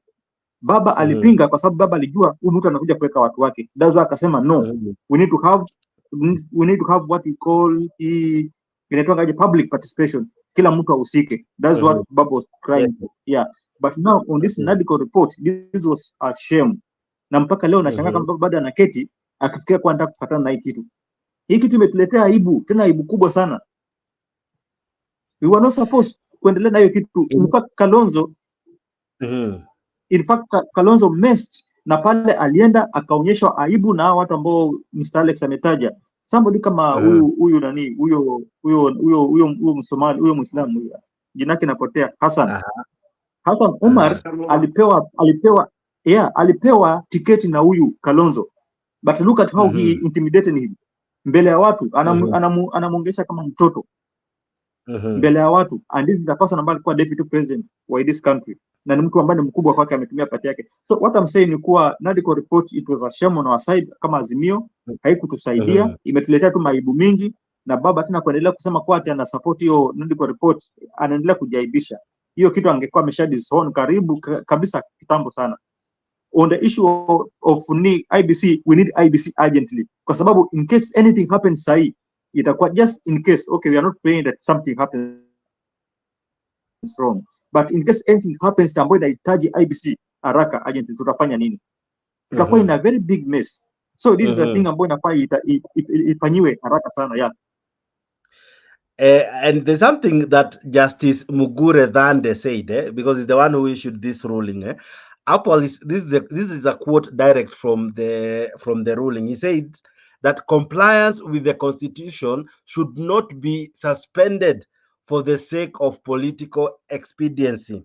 In fact, he says this intervention is therefore justified, more so because the talks, the NADCO report and the talks that were happening therein are not anchored in either the Constitution or the law. So therein already washaambiwa stories zote muli discuss, any recommendation muli make, one, they were not anchored in the law or in the Constitution. So in any case, in simple words, they have already declared the NADCO team and their report null and void. But pia anasema ya kwamba that constitutional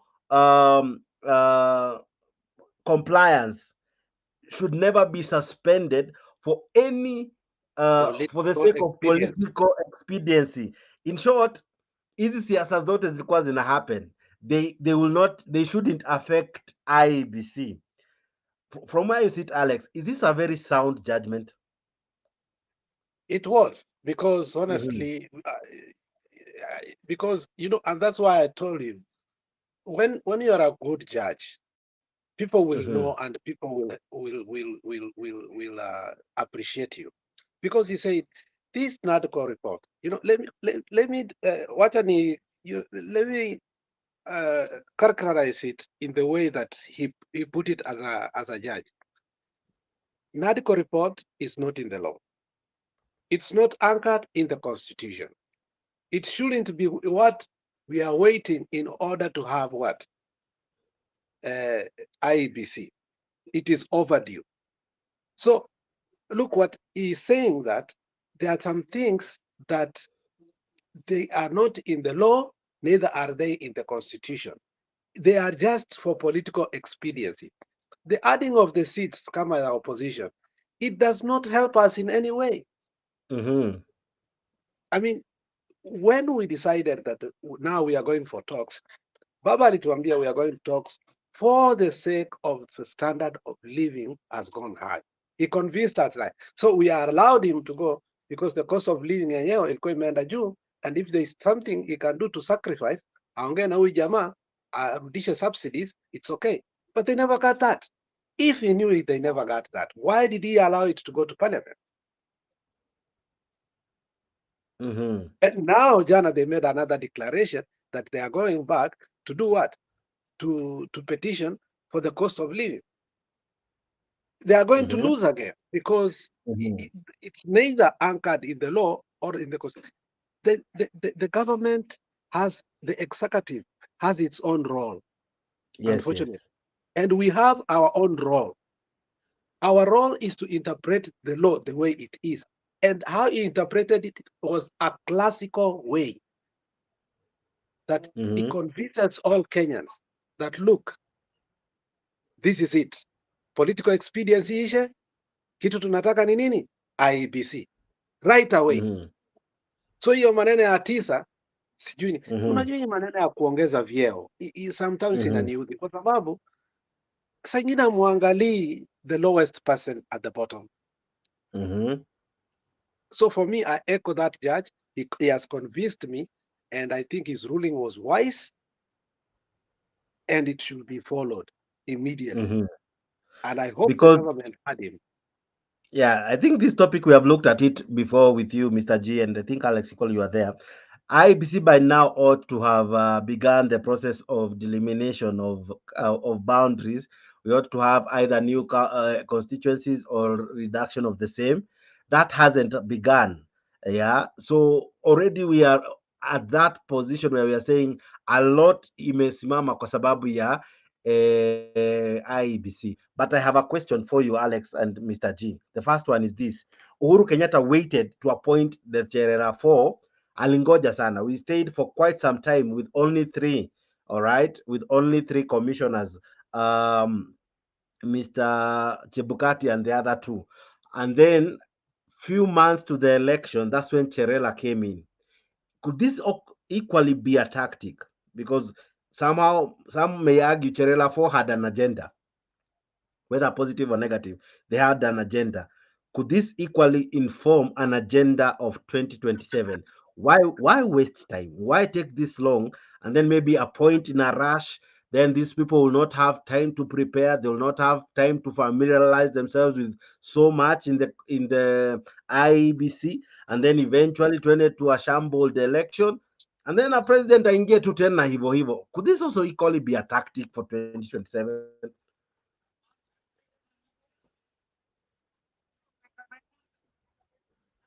I don't think it's a tactic. There's no tactic there. You know, forming IEBC is not easy. And Ruto knows that is a hot button. But now that he has been given the silver platter to form it, immediately, now it's going to be easy because the cost pronouncement, and that's why they say blow. You know, the word blow to Raila is because he needed time so that we go maybe in the form of IPPG. I don't know if you guys remember how we negotiated the IPPG. Yeah. And we ended up winning the 2002 elections. Okay. Ruto understands this thing. He's not going to allow that form of negotiation whereby the IEBC is going to be a neutral IEBC. And that's why he forced, he forced literally this Terera 4 to write resignation letter.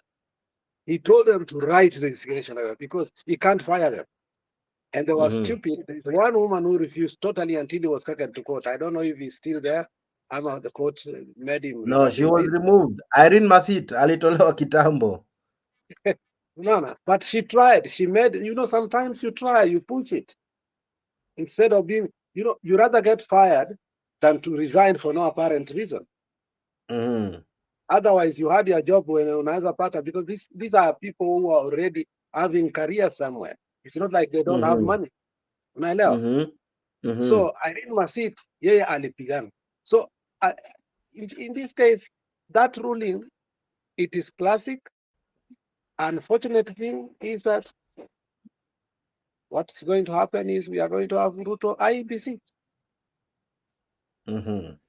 There is no IBC we are going to have that is not Ruto's IBC right now as we talk. And Ruto has prepared himself for 2027 in the rightest way. And that's why you see people are running to court right and left. There's so many petitions that have been put in court in just the last 3 weeks. So the only thing that remains for Baba right now, and we told him he did not listen for a very long time. You know, sometimes there's something called political blasphemy, whereby we keep on saying Baba is right. If it tells you your wife is pregnant, you rather start buying Sijuni. That's nonsense. We are human. We err. And when people make mistakes, tell them early. We could not have been here if Baba had listened. We had reached a point whereby hata Ruto alikuwa ameanza. Unakumbuka maandamano ya mwisho vile ilienda? Ilikuwa high voltage. Paka watu wa nini wakaogopa sana. The UDA people, they feared. But after we decided to sit down, to a person we refused to debate, that was a big environment. We refused to debate this person in the presidential election. Now we are sitting with him to talk. That's a paradox of embarrassment. Wacha niachie hapo. All right, Mr. G, your comment on this before we go to the next subject. You know, just as you said, Jakes, when the four commissioners, the former commissioners, when they came with that delay, you know, walikuja kama people ambao wameletwa na executive to protect executive.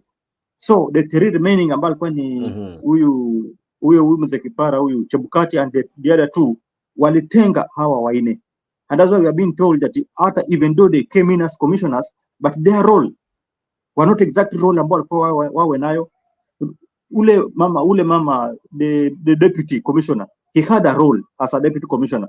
But alikuwa amepelekwa kule sijui kwa kulinda chai, sijui kugawa chai ama kufanya nini.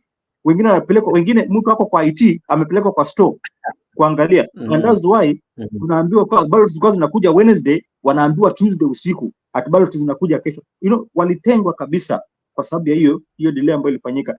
You know, as much as tunapenda Uhuru hakuwa saint. He messed pia, alimess kidogo. Na alifanya vitu ambazo hazikufurahisha. But kulingana na hiyo vitu zote ambazo alifanya, as much as alifanya akamess, when we compare him with this demon ambaye ako sahi, he's the saint. Uhuru is the saint. Tukicompare with this demon ambaye ako sahi. But ukweli ni kuwa Uhuru hakufanya vitu vingi vizuri. So on this issue, vile tu tumesema, Ruto akiamua kuchukua commissioners, atachukua commissioners ambao wanakuja kumsaidia.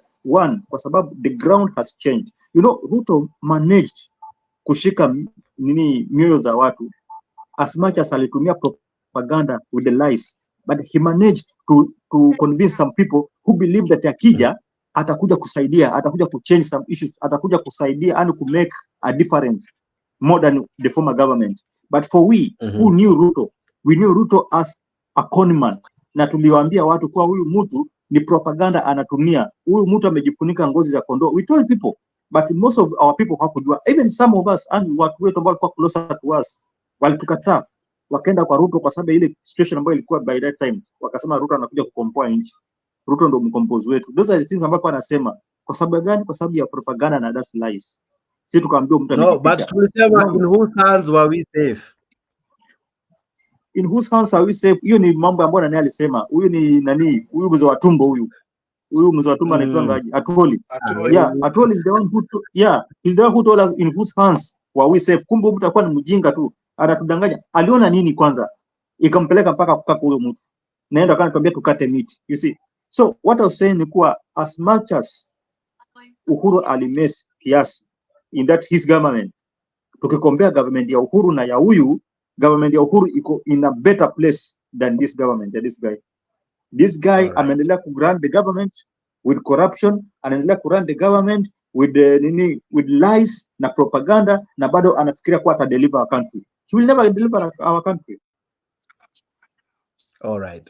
Thank you very much, ladies and gentlemen, for being part of this awesome conversation that always happens here at Afrique 24. Hii show, hey, huwa inakuwa moto sometimes kwa sababu ya nyinyi wadau kuingia kuparticipate na kuifanya jinsi ilivyo. I see many ambao wanatutazama kina Gudia Penya Gaka na Larimo na wengine wengi na wengi ambao mnatutazama wote. Asante sana kwa kuwa part of this great conversation that we are having. Tumediscuss vitu kibao, but zaidi ya yote, let us hear your feedback hapo kwa comment section. What is your take in all that is happening? All right, what is your take? What is Something I your want to take? say before we go to the next.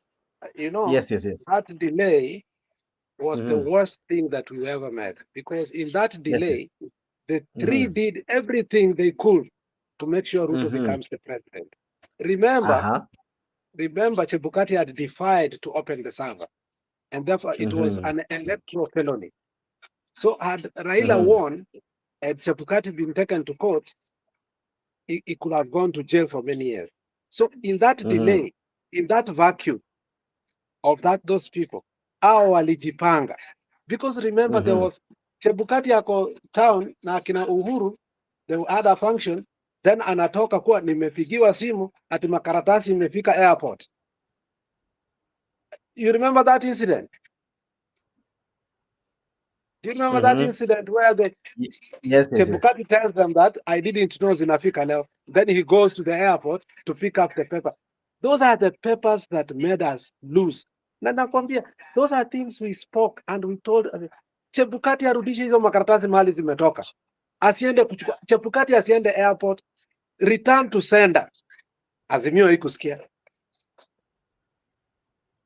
And hizo vitu zinanikasirisha because as strategists, these people used to listen Mtembei. And even now they listen to what you. And that's why, most of these things are happening, because they take some of these things and they go do. Like nilipiga kelele that ODM, fanya registration of your people so that when you uko na register, you know that this is the people we have already. And then go to the second recruitment, fanya, then do. Lakini sasa they were cherry picking. They take the smallest one instead of taking the big one. Hiyo makaratasi wakina Cherera 4 wakikuja, kila kitu ilikuwa imepangwa, imeisha. Mm-hmm. So they were in sequential. Mm-hmm. Yeah, so we can go the next one. Naona umeweka Sifuna hapo, nimeogopa hiyo debate niliona ya Sifuna. Ilikuwa kali sana. All Ruto is a right, I liar. see Samuel Thiambo ako ndani na wengi ambao wana participate. Now, ladies and gentlemen, thank you for being part of this. We are going to the next part of the stage of the show. We have done, I think, 1 hour and a half. Now we go to the next part of the show. Now, here we look at what happened today in the morning. Today in the morning, one Mr. Edwin Sifuna, the senator, hey, it's like nampandisha ngazi mapema. The senator from Nairobi today did something that trend. He is trending at number, let me tell you, he's trending at number what? Just one moment. Just one moment, ladies and gentlemen. Niko karibu kupata kila kitu hapa. All right. Sifuna is trending, yes. He's trending, him together with Farah Maalim, together with Pokomo, because of what the other guys who are with him in the show are saying. So Sifuna is trending at top 10. He's trending at top 10.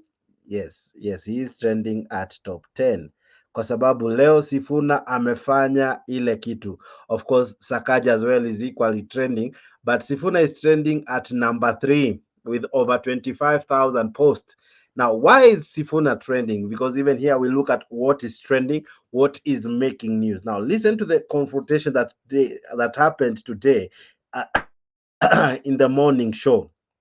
The confrontation was quite intense, and some people were taken to school of argument and how best to do it. Let's listen in even as we participate in this conversation. To join us as well, it's not restricted to us three. You can use the link sent to you up on the comment section. The link appears to you kupitia StreamYard. Hapo ukiingia StreamYard unaandika jina Asha Mike, una click enter, unajikuta kwa studio. You don't really have to speak in English. You don't really have to speak eloquently. You don't even need to speak like us. Speak like you. Why? Hii ni show yako, all right? You don't have to be from any side of the divide. Unaweza kuwa neutral. Unaweza kuwa mse wa Kenya Kwanza, unaweza kuwa mse wa Azimio, but mwisho wa siku show hii, show yako. What did Sifuna do? Listen in. Sifuna leo amefanya watu ile kitu, and si rahisi kufanywa ile kitu kwa show, but leo wadau, this man Sifuna, he's trending at number 3 for this part of the show. Listen in. People who don't participate in debates, and is trying to conflict my decision to reject or to not to sit there and listen to Ruto's lies during the presidential debate. And do you know what? No. Even during that presidential debate, nobody is allowed to speak. I think just let me finish. Let me finish. Parliamentary. Yes, we are not in parliament. How can we be parliamentary? We are on TV. We are not in parliament. King is not here to protect you. We have to speak the way we speak. This is not parliament. I can say. Who says I cannot say? This is not your show. It is his show. Let him be the one to tell me what I can say and what I cannot say. Let me finish. I'll finish, and then you'll address me. Let me finish first. But you cannot call people. Let me finish first. How can you say this is a lie? It is the English language. If something is not true, it's called a lie. This is not parliament. In my custom, you don't talk to elders or people. Pokomo custom. We are not here under Pokomo customary law. We are not here under Pokomo customary law. Talk with respect. Talk with respect. What I want to say here. This is not a public rally of audience. You can't come here and start calling the president lies. If you want us to operate, the president is not a Pokomo. The president is not a Pokomo. He's not an elder. He's not an elder. Okay, Mungatana hold. No, Sifuna, he should respect people. Agree. You can't come and say the president is telling lies. It is lies. If people are older than you, if people are older than you, please address them with decorum. This is not a public rally. Agreed. Decorum, yes. Let me tell you, you did not call us here under Pokomo customary law. Correct. So let him take Pokomo customary law back to Garsen. I was not going to sit and listen to Ruto's lies as an elected official, so I chose to stay away from that debate. But I'm saying, the point that I am making, you need in to terms deliberately of correct the way we use our language here. We are before the public. Yes, you will answer that. Yes, go ahead. The president is a liar. I can say it 100 times, and I can demonstrate it to you. And I did it before Parliament, and explained the points made that were not factual. It is unanswered. Not factual is not the same as lies. Not factual is lies. It is not. Hold on. Let the younger gentleman hold on. Let's listen. No, let me finish. I had not finished. I'm being heckled. I had not finished. I had not finished. And this is the tactic they want to use for me not to make my point. Let me finish. Let me finish. I will finish. If you don't want me to come to this show, you can tell me. You can have these Pokomo elders come and praise the president all they want. But when I am here, I will speak. Because it is not Mungatana that invited me here. It is you. Now, when it comes to the question of public participation, he said that, he didn't see Sifuna appearing at public participation. I'm not a member of the public. The public participation is for people to speak openly about programs that are being run by people in the legislature and people in the executive. Yes. So that by the time it comes, my turn will come. My turn will come when the bill comes to the House for me to debate. I don't want to go into a public participation, hog all the limelight as an elected member, have my view.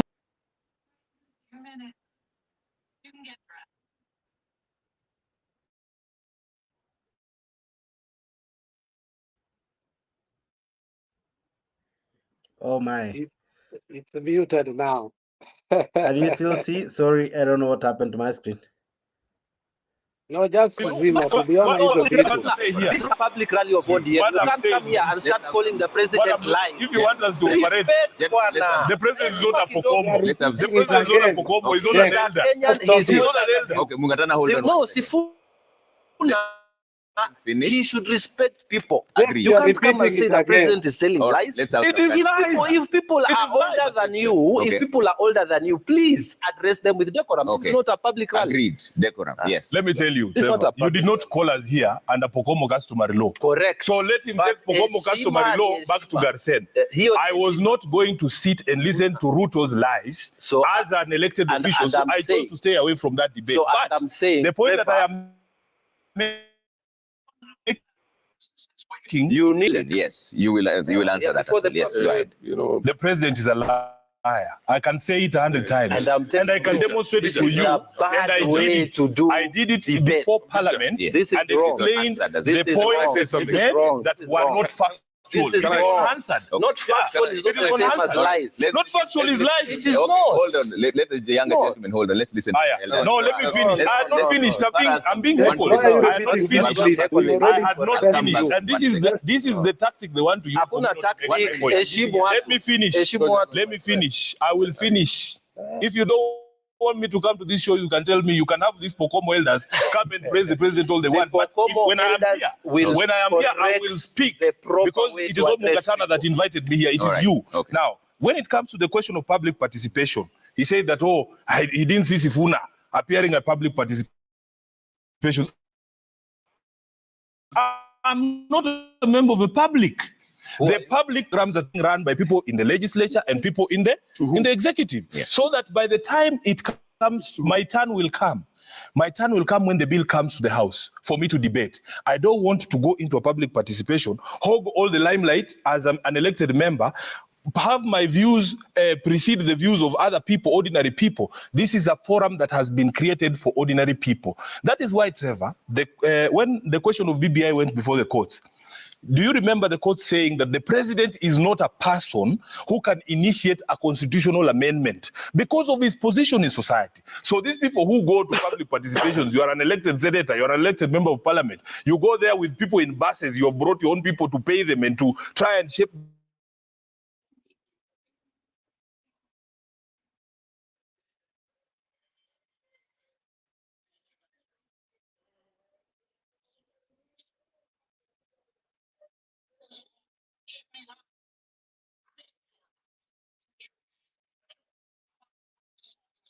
Jex, why don't you just remove this clip? We saw it, we can debate. It has hanged.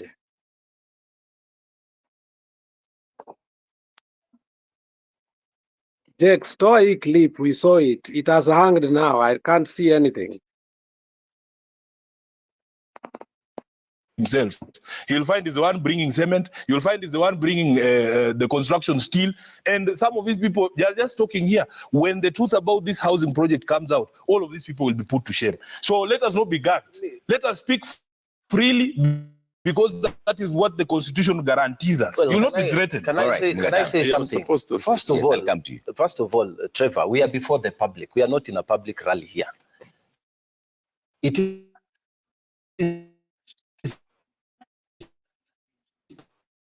proper for us to respectfully address each other and respectfully address those who are realized. But you can say that. It's not that is the Constitution.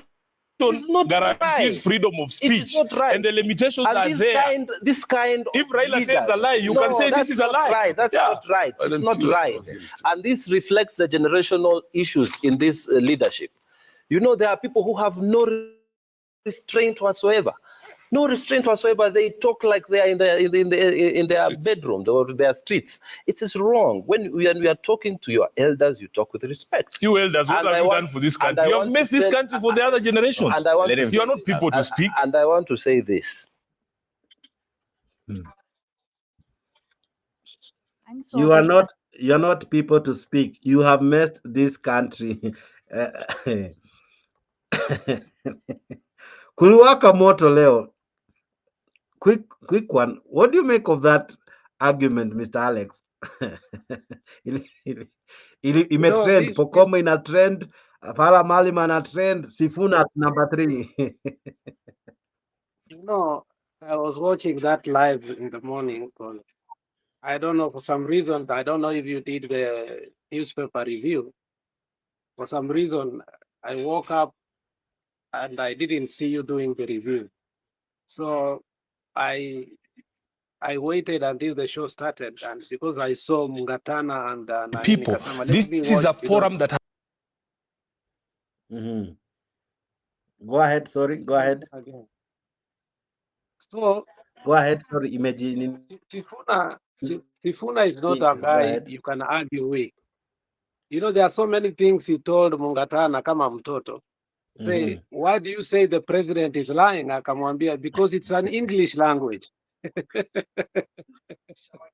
You know, Mungatana should understand that this is not parliament, because he said he should use parliamentary language. You know, this is Nakamwambia, this is not where King protects you guys and pushes us out when we are saying the truth. I think these people are yani wamekuwa pacified, kupembelezwa in parliament, that they can't argue substantively. Unaelewa? So Mungatana knows very well the president is lying in terms of the levies, because and he told him the truth. The contractor atakuwa contractor, atakuwa supplier, atakuwa kila kitu huko, lakini watu wanafanya kazi ni watu wa mkono. So akamuuliza mpaka, where do you take the graduates? That's not job creation at all. These things are going to benefit your cronies, which is very true. Mungatana did not do his homework very well when he came into this debate. This is not a debate you can debate with anybody.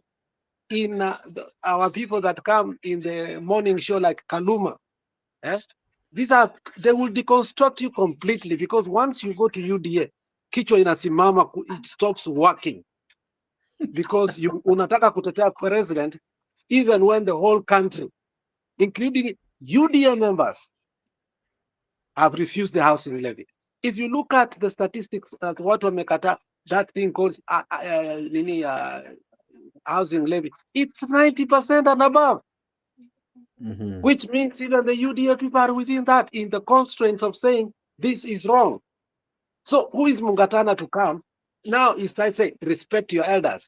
In my Pokomo culture, you know, and Sifuna told him, this is not a Pokomo culture. Na akaambia Trevor vizuri, if this is concerned with the Pokomo culture, go bring Pokomo elders to discuss these issues with you. You know, at that time, Trevor was shivering actually, because the temperature had gone too. Yeah, Sifuna was on fire, but alikuwa amefanya temperature ikaenda juu kidogo. So what I'm saying is this: Sifuna said everything correctly. The president is a lie, and he can demonstrate it, and he has demonstrated where it in the parliament. And you know the many things that the president has lied. We know it. Tutatenga, tutafanya, and some of these things. And today they went back to Mumias. They last month they went to Mumias. 6 months ago they went to Mumias, but it's still not working. Isn't it a lie? So every time you go, the other time they walienda mpaka na wakina Tuoli, kila leader alikuwa. Was it 1 month or 2 months ago? Si walisema hii factory within Monday inaanza kufanya kazi. It didn't. So the president, I'm just saying the last thing that the president lied. Then anasema, anadanganya workers kuwa watu wanapeleka sugar factory kuwa tuende huku ndani tukue na meeting. So I thought, because alisema anawapea public money, lakini later sijui nini na nini na nini. So the people expected to be paid because asema niko na pesa. But the people went home without money. Isn't he a liar? So we are just saying the last thing he lied that we saw yesterday. We don't even want to go back. You know, you cannot. Then he starts bringing in the Pokomo culture. Where does that come in? We are talking of issues of a national need. Sifuna has his own culture too. Trevor has his own culture. Trevor is a Luo. Sifuna is a Bukusu. I don't even know Garsen wanaongea language gani. Maybe nani ataniambia. They all, everybody has his own culture. So he said, in our culture, you have, you know, and that's why he goes say, Trevor, if you want us to discuss about culture, go bring the Pokomo elders. You discuss that. But we are here to discuss issue of a national issue. And I think when Mungatana went back home and watched this clip, he must be very embarrassed. And next time, even because he told him, this is not parliament where King protects you guys. This is not parliament. You know, Mungatana thought that was parliament. Yani alipeleka hii kitu on the other side, Sifuna on the other side. You know, when you think it's a parliament, but it's a debate, and that debate, like Jex, we are not in parliament here. We are a Freak 24 show, isn't it? Should I tell my friend here, Nani, anaitwa nani, Mr. G, use parliamentary language? I can't tell him that because we are not in parliament. Aanza kuniambia in our Vihiga culture. Who cares about Vihiga? I will never even go there. I've never been there. Maybe I've passed through there. So I think Mungatana was out of order, and I think he should be embarrassed. And I think mimi nikikuwa Trevor, ningemtoa kidogo kwa hiyo show because it was pure embarrassment. Let me stop it now. Mr. G, Nani was firing from all cylinders. Mr. Sifuna, the senator for Nairobi, he was not afraid to make one Senator Mungatana for Tana River be shaking all over. What do you make of it? Was he out of line? Who was out of line? Sifuna, Mungatana? Because ilikuwa moto ban. In this country, we need people like Sifuna. You know, people who can speak the truth, people who are bold to say something the way it is. You know, in this country, these UDA guys, wameishi in fear, wamekuwa intimidated with the Ruto, wamekuwa captured with the Ruto, so they have to praise Ruto every time to survive in that cabinet, ama in that parliament, ama in that seat ambayo amepewa, yani nafasi ambayo amepewa. Listen to what Wamchomba said. Wamchomba said that by that time he stood against that bill, ile financial bill, hapo ndo alianza kuwa rejected. You see, that is when alianza kupitia rejection from that people. Hata hawezi songa kwa president tena. Those people who surrounds the president hawezi taka kuongea naye. Now listen to what Sifuna was saying. He told them that he never went to listen. He didn't want to listen to those lies. Na no kweli, look at that statement ambayo hiyo siku ilikuwa ni address ya parliament ya. Wakati alikuwa anaongea, listen to those lies alikuwa anatuambia. Somebody ame coach mtu sijui from Kisii, sijui from wapi, sijui from Mombasa, sijui wapi. Anakuja anatuambia ati ni hustler funds amesave sijui 700,000+, but he cannot buy a tuk-tuk of only 200,000 ama 300,000. He need help from the same president. Those are the lies ambazo Sifuna kwa anasema hataki kwenda kusikia. Na it's true, this guy has been lying. In the same address akatuambia kwa it is the government of Uhuru ambayo ilipeleka unga to 230, and yet tunajua kabisa unga haikuwa ifika 200 under Uhuru. Unga ilifika only 150, na akarudisha wakati alikuwa anatoka, akarudisha mpaka ikafika 100. But they are coming here wanatudanganya, wakitaka kuchanganya akili za watu, wanasema under Uhuru unga ilifika 230. Those are the lies alikuwa anaongea, and that's why Sifuna anasema hakutaka kwenda kusikia, na ni ukweli. He was just talking lies. So we need bold people like Sifuna who can tell people ukweli. And this is where we can, and if we want to heal in our country, we need to speak the truth. And that's why I love Africa 24, because watu tunaongea ukweli. Na mtu akileta ujinga tunamwambia analeta ujinga.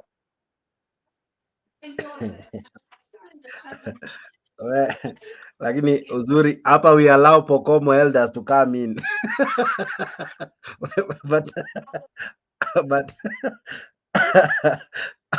when you look at this, the engagement was so heated. Mbaka akamwambia you know what, ukitaka hii story wewe wase wa Pokomo ungewaleta, alafu akamwambia next time usirudi kutuita sisi, tanga hawa wazee wa Pokomo.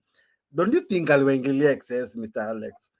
Because ataka unaingilia mtu kiasi tu, you know, like spare him kidogo. No, but the Garsen man was not listening. You know, he's saying that the president is above criticism. If your age is not within the age of the president, you should not criticize him. That's nonsense. So I should not criticize the president. So you should never talk about the president. So the journalist should never write anything wrong about it. If you know, that's a very abnormal argument, not even a foolish argument, a very abnormal. You know, the president has to be criticized. So unaanza kusema on a national TV that he is not your counterpart, he is not your age mate. So use a proper language. What is that? Even a 10-year-old should even say when the president is lying. So what is Mungatana trying to tell us? That if you are not at the age of Ruto, we should not criticize you. What argument is that? So the president, if you get a president, tuseme kama president of country gani, Cameroon, a guy who has stayed there for a very long time. So nobody, because the guy is going almost to 90 years, nobody in the whole country will not criticize him. Very few people, about 10%, ambao wako wapi hiyo miaka kwenda juu should criticize him. And perhaps hata wako na Alzheimer's, now they no longer even know what politics is. So that minion, Ninacom mindset of saying that the president is not your age mate, so you should not call him a liar. It's unparliamentary. You see, and you know, nani alimshoot vizuri akamwambia hivi. This is not the Senate Parliament ambao King protects you. This is not your show. It is Trevor's show. And he called me here to speak my mind. Mungatana could not even listen. He was just pegged on the issue of what? Ruto is not your age mate. Honestly, I think where that man is today, and I know where he lives in Lavington. He lives next to my sister. I could tell my sister tomorrow to tell this man that, please, up your language. When you go to debate, don't go ukienda kama umevuta bangi. Yeah? To be fair, whatever is smoked today, whatever is smoked today, let's not insinuate. You know, there's a place, and Anitifuna alimwambia, whatever you have smoked, you either stop smoking it, or you reduce it, or you put seed. The seed should dry, and then you throw them away. Somewhere in the argument, whatever you are smoking, you either stop it, you reduce it, or you dry it and get the seeds and throw them. Because the guy was not making sense today, the whole debate of 42 minutes.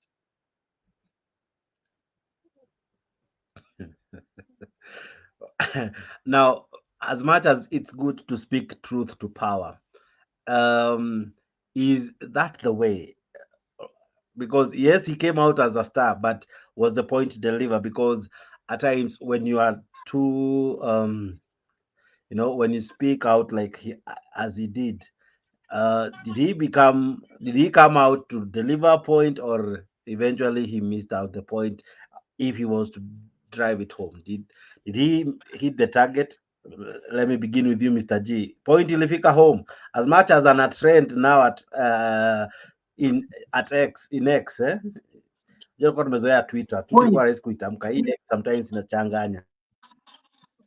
Point ilifika home, Mr. What do you make of it? What do you make of the message by Sifo? The message ilifika nyumbani vizuri kabisa. The message ilifika nyumbani. You know, these people, they live in fear. The UDA guys live in fear. Na that's why huwa hataki mtu aongee kitu kibaya kwa president. But Shifuna was speaking what happens. In fact, alikuwa anaongea kitu ambacho ina happen kwa parliament na what happens outside the parliament. Na mali alikuwa ndo alikuwa amepata right chance ya kuaddress what happens in that place ambao si watu woni. Ametuambia kwa wakati wanajaribu ku-argue, wakitaka kuongea ku-debate na point, hao jamaa wanakazia speaker, wanakazia. Wakati mtu UDA anaamka ndio ku-debate na point, ndio anapewa chance ya ku-debate. Baba alituambia hao watu huwa wanapitisha nini, even 3 motions on a day in after. Hawataki kudiscuss, ku-debate kitu wapate wafikie mwisho. The wanapitisha kwa sababu wameshakuwa ordered from the executive, from the president. So they always live in fear kwa sababu ya ile vile wamekuwa captured. Message ilifika nyumbani, and that is the right way ya kujibu watu kama hao. Mtu kama nani, the other guy, huyu alikuwa mtu Azimio, siku hizi ameenda UDA, anaitwa nani, Farah una bena anaongea, anajicontradict kila wakati. Na he was in UDA, he was in Azimio. Even though bado anajifanya hapo Azimio, lakini mtu wa UDA anabembeleza, anapenda kupamba nini Ruto. So watu wanafaa wadiliwe hivyo. You deal with them the way they want.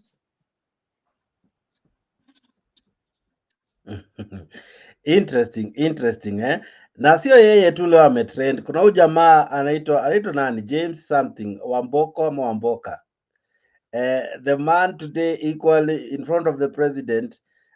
Some would say he tried to stand his ground. I think it's Jack Wamboka. Yes, Jack Wamboka leo pia amefanya ile kitu huko Trans Nzoia, Bungoma, well in front of the president. This is what he did. Listening. Wakapa, tafadhali mnaweza kuja hapa tu mjitambulishe tu, kwa sababu ninyi viongozi, ili wananchi waweze kuwaona tu.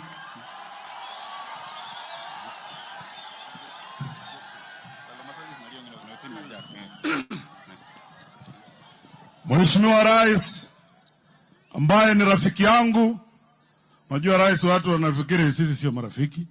Tumetembea na rais muda mrefu sana, na ujumbe wako wote kiongozwa na Papa wa Roma, kijana wetu wa hapa, na gavana wetu, karibu Bungoma, na nashukuru umekuja tutatue maneno ya Bungoma.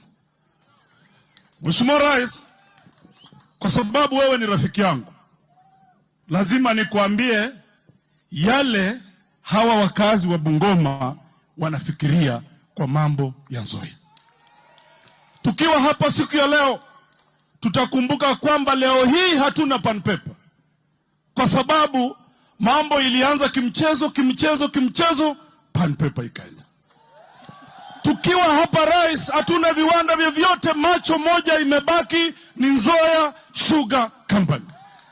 Itakumbuka kwamba Mheshimiwa Rais, ulipata kura mingi sana hapa Bungoma, na ni kwa sababu wewe ulikuja ukatoa mkataba, ukasema mimi nikikuwa rais wa Kenya nitafanya mambo matatu. Jambo la kwanza, nitalete factory kwa siku 100. Jambo la pili, nitalipa pesa ya wakulima wote. Jambo la tatu, nitalipa pesa ya wafanyikazi. Mheshimiwa, tukiwa hapa Bungoma leo, tunakuomba wewe uyatekeleze hayo mambo ya tatu ulioambia watu wa Bungoma. Hii Nzoia ni kizungumkuti, Mheshimiwa Rais, kwa mambo ya wakazi wa hapa. Mtu asikudanganye. Hawa marafiki zetu wakuambia ukweli, wananchi hawataki kiwanda cha Nzoia kiuzwe. Kwa heshima zote Mheshimiwa, utusikie sisi vilio, usikie vilio vya watu wako, vilio vya wanyonge. Leasing, privatization, selling, watu wanasema tawe. Asanteni sana na Mungu ambariki. Asante. Gentlemen, I don't know. What do you make of this braveness by some of these leaders nowadays? Siku hizi hawaogopi bwana. Kitambo wangekuwa wanaficha white. One, he does it so well. Anamrudisha nyuma during campaign. Anamwambia ulisema mambo matatu. Moja, utalipa madeni. Pili, utalipa wafanyikazi. Tatu, utastawisha Nzoia Sugar. In short, anamwambia ulisema 100 days. It is past 100 days. And where the crowd was elated by that speech. Of course, I'll be playing what other leaders said after this, because this man stood his ground and said it as it is, pasipo kusita. Let me begin with you, Mr. G. Is that the way to go now from here? Mwambie ukweli vile ilivyo, pasipo ku... Don't mix your words. Exactly. That's the way to deal with the crooks. You know, the crooks, you hit them on the head. Hakuna kubembelezana. Sasa ameenda kuuza. No, but he is one. Sometimes nasema Alex, ingia usaidie. Hapana, wewe endelea, you are making a point. Endelea, I want to listen to your point. No, you know, But they are crooks. What were they crooks? Ukweli kabisa. And that is the only way you can deal with them. There's no other way you can deal with these people. Kwa sababu ukiendelea kwa mnyonge watakukanyaga. Huyu jamaa wakati wa kampeni aliongea vitu vingi sana akidanganya watu. Vitu vingi, he promised a lot of things.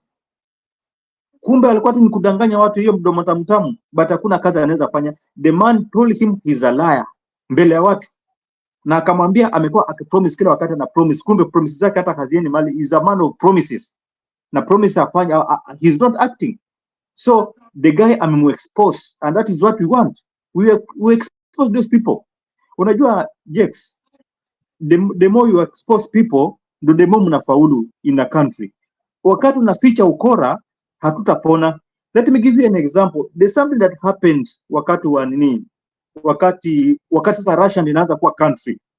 Hiyo wakati wa Putin. Unajua Putin took over from a guy ambaye alikuwa amechukua kutoka kwa nani, kutoka Gorbachev. So Putin when he came in, kulikuwa na a lot of mess. Messes zilikuwa mingi sana. But there's a guy from America. I don't know if he was an American, but he was from, I think he was from American.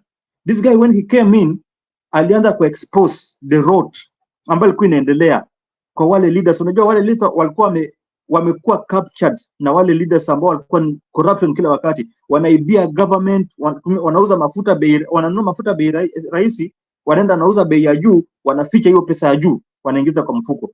So when the guy came, wakati Putin alikuwa amechukua hiyo kiti, the guy started to expose hawa watu. Na alikuwa na expose kwa media, ana expose kwa magazeti, ile Times inaitwaje, hiyo gazeti nimesahau tu jina hiyo gazeti. He used to write on those papers.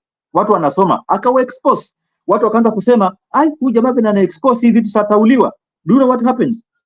Nani Putin, he went for those guys ambao walikuwa exposed. Akawashika the richest men, jamaa ambaye alikuwa ametengeneza banki yake akificha pesa za government, akikula pesa za government. Alishikwa na Putin. Under 1 year amewekwa kwa prison, akafungwa for 9 years in prison. Kwa sababu gani? Jamaa was exposed. Huku watu wanalia ati una-expose watu utauliwa, una-expose watu utauliwa. No, we need to expose these people. So what happened today is the right thing. We need to expose them kabisa.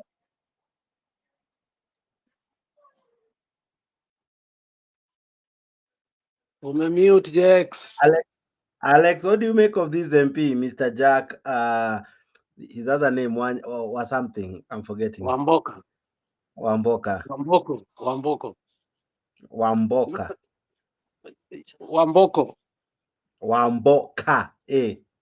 Oh, ni Wamboka.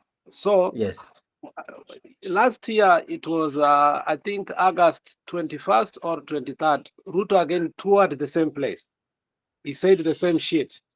Okay? And Wamboka told him the truth that look, the issue of Zoya Sugar Company is this. And he explained eloquently. I wish I had the clip to send to you. And he warned him that this MP, especially this governor that you have put here, this governor will run down this thing.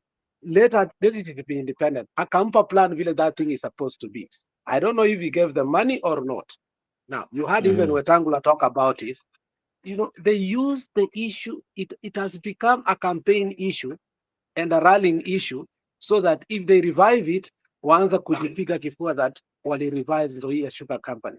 Let me tell you, Wamboka was so mad today. You know, this thing is doable, but they are playing political expediency in this thing. Every time they come to Bungoma, that is what they are talking about.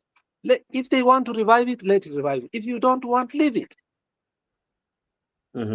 Because look, how many sugar companies that were killed by Moi in Nyanza? We had Muhoroni, we had Sony Sugar Company, and the third one I've forgotten. All three of them were killed. Yeah. You know, there is an economic war that usually president fights some regions, because if you leave them with money, when it comes to the campaign time, they will supersede in terms of money that you have, and they can bolt you out immediately. You know, money and politics, and that's why they disagreed here with Stella. I don't know why that's why she doesn't come. I told her, Babu Owino does not have money to run this country. He has no airplane. We have reached in this country that if you have money, and that's why Jimmy Wanjigi can speak and sponsor somebody, and he has sponsored Raila before, because that guy has money to waste. Okay? He has money to waste. So Bumula, kitu anaambia Ruto ni ya ukweli. Usikuje hapa kuuza kampani ya Nzoia Sugar Company utuambie kuwa umetupea pesa. And that's the plan of Ruto, is to sell it so that they can be stakeholders. Once they become stakeholders, then they start paying the pennies to the farmers. They will pay them, but they will pay them pennies because they will say, "Oh, this is a new investor." ABCD. They will start giving executives. They are going to open Nzoia Sugar Company, but it is not going to be a public. No, this is one of the companies that Kidero ran, and Kidero aliiba kutoka hiyo company. He ran it down. Remember, the person who ran that company down was Kidero. Let me call him as Nani Miguna calls him Kidero. So Kidero is the one who ran this company down, and that's when he started having money to start investing in many, many areas. Otherwise, when he was working as a pharmaceutical company, industrial pharmaceutical company, Kidero was very poor. Kidero was driving a Toyota. But right now, when he was investigated, akishaiba kule, na akishaiba nini, na akishaiba. Before you even move from there, kwani kudrive a Toyota means you're poor? No, because right now the cars he drives, he has a chopper. I mean, if you look, you know, right now, I mean, kuna mali zingine za kuiba zinaweza fanya unakuwa wazimu. Driving a Toyota is not bad. I drive a Honda Fit when I'm in Kenya because that's what I can afford. Mafuta nikiweka 2,500, saa hii najua imeenda juu kidogo. Hata nikiweka 2,500 kama niko Kisii, I can survive for 2 weeks. But if I take a Prado, ndugu yangu, my sister has one, ananipeanga, anamwambia stop it, stop it, stop it. Kwa sababu kutoka Nairobi mpaka Kisii mafuta ni 15,000. Just kutoka Nairobi, but Honda Fit kutoka Nairobi mpaka Kisii is 3,500. So can you see what I'm saying? I'm saying he was driving a Toyota, but right now Kidero is somebody, ndege inakuja kumchukua kutoka kwake inampeleka Wilson Airport. Kutoka Wilson Airport anaendeshwa. Sijui kama CAS walikubaliwa Kenya, maybe saa hii ameanza kufanya kazi. But what I'm saying is that the person who ran down that company was Kidero. And nobody's mentioning that, unfortunately. Somebody needs to put a petition against that man because the money he has now is able to reopen Nzoia Sugar Company. There is evidence. It has been tabled in the court. I don't know how that case went. If it was dismissed, then somebody needs to put it again because he stole millions of money openly. We shouldn't even start telling people that how are we supposed to open it, because Kidero was found to be having 19 accounts, and each account had more than 500 million. Okay, so we shouldn't be talking about this anymore. Huyu jamaa anisumbua maneno ya Toyota. Toyotas are good. Yeah, they say that every country, even you go to the remotest area, you will find Toyota company. And let me tell you the story of Toyota company. It's a government-sponsored company whereby you cannot touch it. It's an asset of Japan because it's the remotest place. Hata uende Guatemala, mahali utapata Toyota Hilux.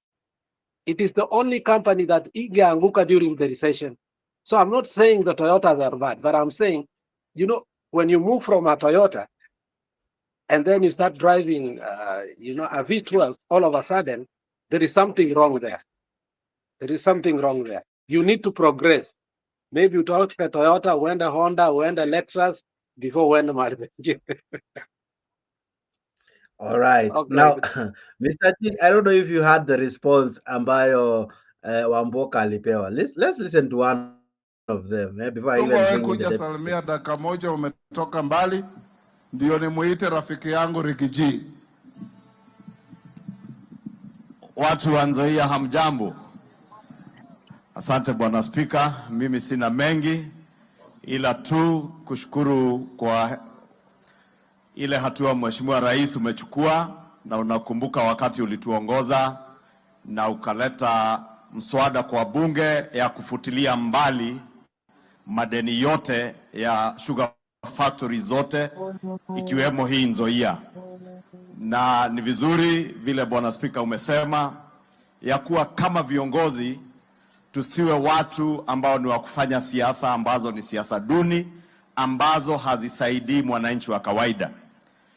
Na wakati tulikuwa bunge, ni vizuri Mheshimiwa Rais, sababu baadhi ya wabunge wa hapa Western wote tukifutilia mbali hizo madeni za Nzoia na zile sugar factory zingine, wabunge karibu wote walikuwa bunge na wakapiga kura.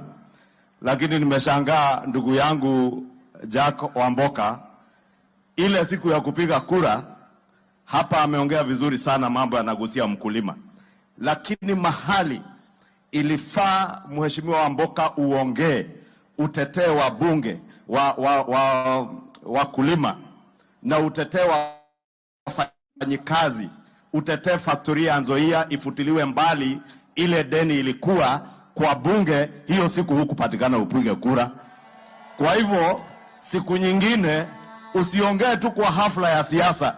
Ukitaka kufanya siasa pia kwa bunge, fanya ile kazi wananchi wa Bumula walikupigia kura, uje ufanye, uwafutilie mbali madeni zao. Hiyo ndio itanufaa hao wananchi, au sio watu wa Nzoia? Na ile yote viongozi wengine wamesema, najua Rais sababu walisema bilioni 50 karibu na 4 ifutiliwe mbali ya Nzoia, anawajali, anajua matatizo yenyu na ako na suluhu ambazo zitasaidia. Lakini Rais, ile umeuliza kama miwa wanakulima wanaleta inasiagwa na inauzwa, haiko kwa store sukari, iko shida mahali, na hiyo shida ya management lazima itatuliwe vile Mheshimiwa Dan Wanyama amesema. Na kama ni kutatua, ikibidi ufanye ile mambo tatu ya wakora wenye wanasiaga miwa, wanauza na hawalipi wakulima, hawalipi wafanyikazi, fanya hiyo mambo tatu Rais. Hiyo comeback ya Kimani Ichung'wah for me imeenda group of schools. I'm sure Alex is very angry now. But I love how he deconstructed, you know, as the guy kwanza alikuja kajichocha, all right? Kasema, oh Rais, but Jex, ulisema ngoja kidogo tunakupea. Baada siku 100 ulisema ABCD, ulisema utafuta madeni, and then Kimani anakuja kama stereo. Na vile akitau anakuja anakuja kama stereo, kasimama kwa podium. The construction most, you know, it was another showdown, which was interesting. I'll play another comeback from that meeting. But what do you make of it, Don't put many pieces. Yes, I haven't. We are going one after the other. Yes, Mr. G. Tuanze na hiyo. Mr. G, atuoni uso wako vizuri. I don't know, sometimes unakaa aje. Atuonangi uso wako. The lights. Yeah, hapo sawa. Hapo sawa. Okay. Yeah. What I'm trying to say ni kuwa Jex, unasema kuwa the guy ame disconstruct our guy, our MP. And yet unajua kwa parliament what really happens. In the parliament, anyone, mtu wa Azimio akijaribu kusimama, just kuweka point, hata ruhusiwa kusimama. And inaonekana kukazana tunasimama, Wetangula na kutupa nje. So this guy was just like, these people wamezoea kudanganya. Wakiplay ile victim card, waonekane kuwa wamekuwa victimized, au ni watu ambao wanatakia watu vitu vizuri.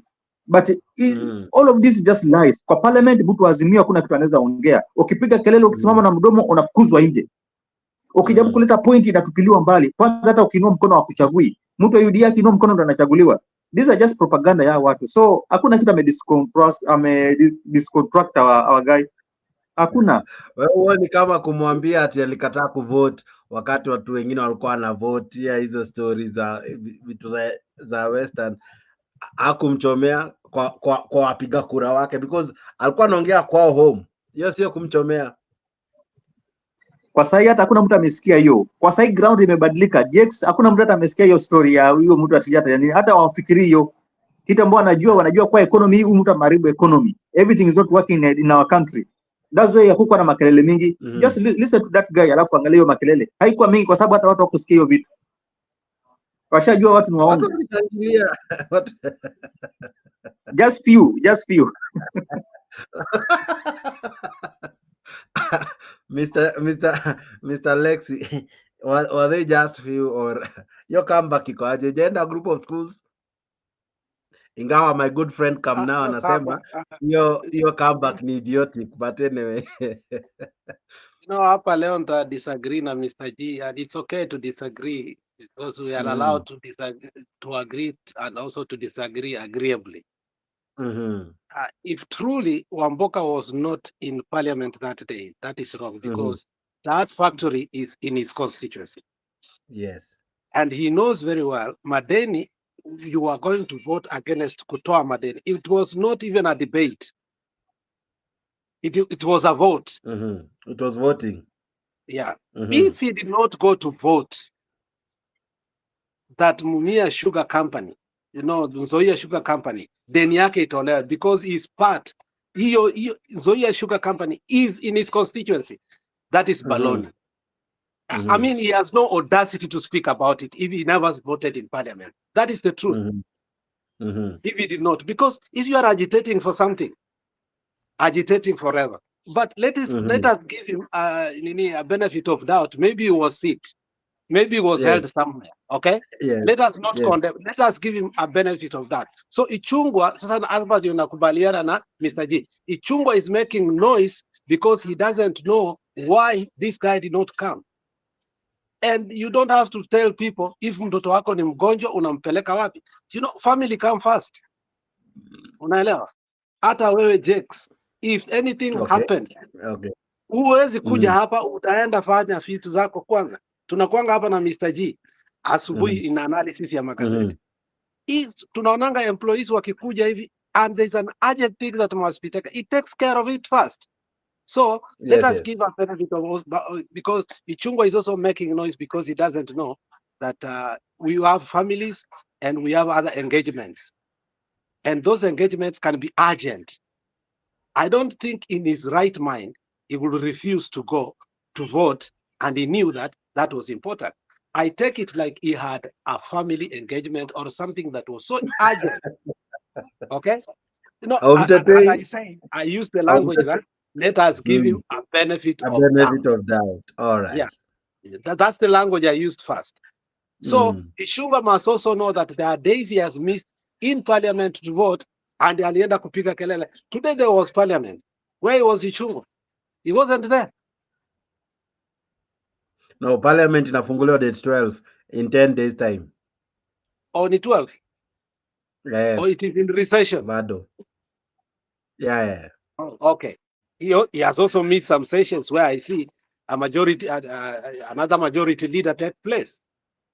So he must also not come to criticize, knowing that parliamentarians, kuna wale wenye wako serial absentees in parliament kama Sudi. Those one you can say that wewe ulikataa kuvote kitu na ilikuwa kwa constituency yako, because the guy does not, he goes just the days is required to keep his seat. Kama ni 6 days in a session. Okay? And he never speaks anything. But Wamboko speaks in parliament. Who doesn't know that? He speaks. I've heard him speak about and agitate about his Nzoia Sugar Company. And he started it long time ago before anybody. And I can give you the history of Wamboko because I schooled in Webuye, Lugulu Primary School. So that vicinity, I know it very well. My uncle was a PC in Kakamega for a very long time. Okay? So those areas, I know them very well. So I follow the politics of Bungoma because Bungoma, you know, once you win with Bungoma, you have won everywhere. You will win Trans Nzoia, you will win Kakamega, you will win, I mean, you will win everywhere. And I believe Raila won in that place, except Wetangula, manholded and made sure that everybody had taken a seat the way he wanted. But otherwise, the politics Ichungwa is playing there is not good. Ichungwa should have spoke first, and then, because now the way walipanga is aongee kwanza, then ribato yao iumize huyu jamaa, unaelewa? Which was to embarrass him because he's not part of the ruling party. That's why I tell my people, don't go to these people's rallies because they are going to embarrass you. Don't go to these people's rallies. That is my take on that. Alex, just to add something, to add something on what you have said. In Bungoma, sijui kama ukusikia hiyo story, ballots zilitoka Uganda. In Bungoma, ballots zilitoka Uganda, and there was a lot of theft, a lot of rigging in Bungoma. So si atu mtu alishinda tu, and that's where unapata ile gadget inaitwaje? Kale ka gadget kana jinake Kimskit. Nimesahau jina. Kimskit. Ndio napata Kimskit ya Bungoma ilikuwa inatuma results za Nyeri, inatuma results za uko Central from Bungoma. So Wetangula played the game. Unajua Wetangula anajua kucheza hii kitu. Ballot papers ziliingia from Uganda and he rigged everything. Sasa hata si ati alishinda, hakuna kitu, ni rigging ilifanyika. And you are very right on Mr. G, yes, yes, Mr. Alex. No, endelea Jets. Because you give us. I wanted to ask you, the issue was Kimskit. Aiku answered in Supreme Court. What was the issue with the Kimskit? You are not satisfied with the response? There was no response. Kwanza hiyo ndio wakati ambao kwanza ukipata kama commissioner wa IBC kwa anatetemeka. That lawyer ule Msomali mpaka anatoroka anaenda nje kupiga masimu. Everyone alifungua mdomo kushangaa. No one responded to that thing. Alafu sasa anakuja huyu mama anatweet at court there. That's why na kuambia huyu mtu siwezi msamehe. Because they never gave us an answer. They just call us hot air, CG white goons. They never listen to our petition. All right. Yes, Alex. No, I think for me your topic iishe tuende ingine. Haijaisha kwa sababu sijakuletea comeback ingine. Kulikuwa na comeback ya Rigiji. So when that guy alimaliza, I mean sometimes spare us from some things, man. No, I really have to be balanced. I have to. No, you are balanced, but kuna zingine zinatu. You know, if a UDA guy was here to respond, it's okay. So yeah, that's why, because I cannot, let me play the UDI guys' responses. That helps. Ambia Ruto aingie. Ruto lazima aingie hapa respond in it. I see him talking very well in the. Wacha Geoffrey Ruto aingie hapa, he responds on it because he gives very good pertinent points in the comment section. But he doesn't. He has never appeared. Huyu jamaa mwana kwa panelist. Ashaikuja siku moja, ashakuja but not here. Alikuja tukiwa Mtembei, kule Mtembei alikuja. Bado tuko Mtembei lakini anyway. This is a frequent call. Just here with me. Simrefu, it's not a long one. Let's listen to the comeback from Gachagua. Simrefu, bear with me. Akifika hapa kwa mara ya pili tangu kuchaguliwa kutafuta suluhisho la kudumu mambo ya Nzoia. Na mambo ya Nzoia ni mambo ambayo inatakana itatuliwe. Na mnajua mimi ni mtu ya kusema ukweli. Si mnajua hiyo? Mnataka niseme ukweli ama nisiseme? Watu tungependa viongozi wakifika hapa, kama iko shida mseme iko shida. Kusema ukweli ni kwamba wakulima hawajalipwa. Kweli ama uongo? Iko shida ama hakuna? Wafanyikazi hawajalipwa. Iko shida ama hakuna? Sasa ukija useme kila suluhisho ni tawe, hakuna shida na ulete suluhisho, unaongea mambo ya kusaidia ama ya kuharibu? Lazima uambie watu ukweli. Ukifika hapa useme iko shida na upeane suluhisho, lakini uwezi fika kufurahisha watu kusema hii ni tawe, alafu naketi. Si lazima tuongee ukweli. Ukweli ni kwamba iko shida, si ndio? Mnasema rais alipe wakulima, ni sawa, alipe wafanyikazi, alafu mwaka ujao, mwaka huo mwingine atalipa kila mwaka. Sasa tuulize, si miwa mlileta hapa ikaenda wapi? Wafanyikazi walifanya kazi, kwa nini hawakulipwa? Rais ndiye alikuwa anasimamia hii factory, ni yeye alikuwa hapa, si kulikuwa na wasimamizi? So kikulacho kinguoni. So ni mzuri viongozi tuambie wakulima ukweli. There is a problem in Nzoia, an internal problem. Mualike rais ajaribu kumsaidia ndio tutatue hii shida. Wakulima wakilipwa sio mwaka huu, walipwe miaka na milele. That is the truth. Na ni mzuri tusaidie wakulima wetu as leaders by being truthful and by looking for solutions to a problem that has existed for a long time. Sio kila kitu tawe.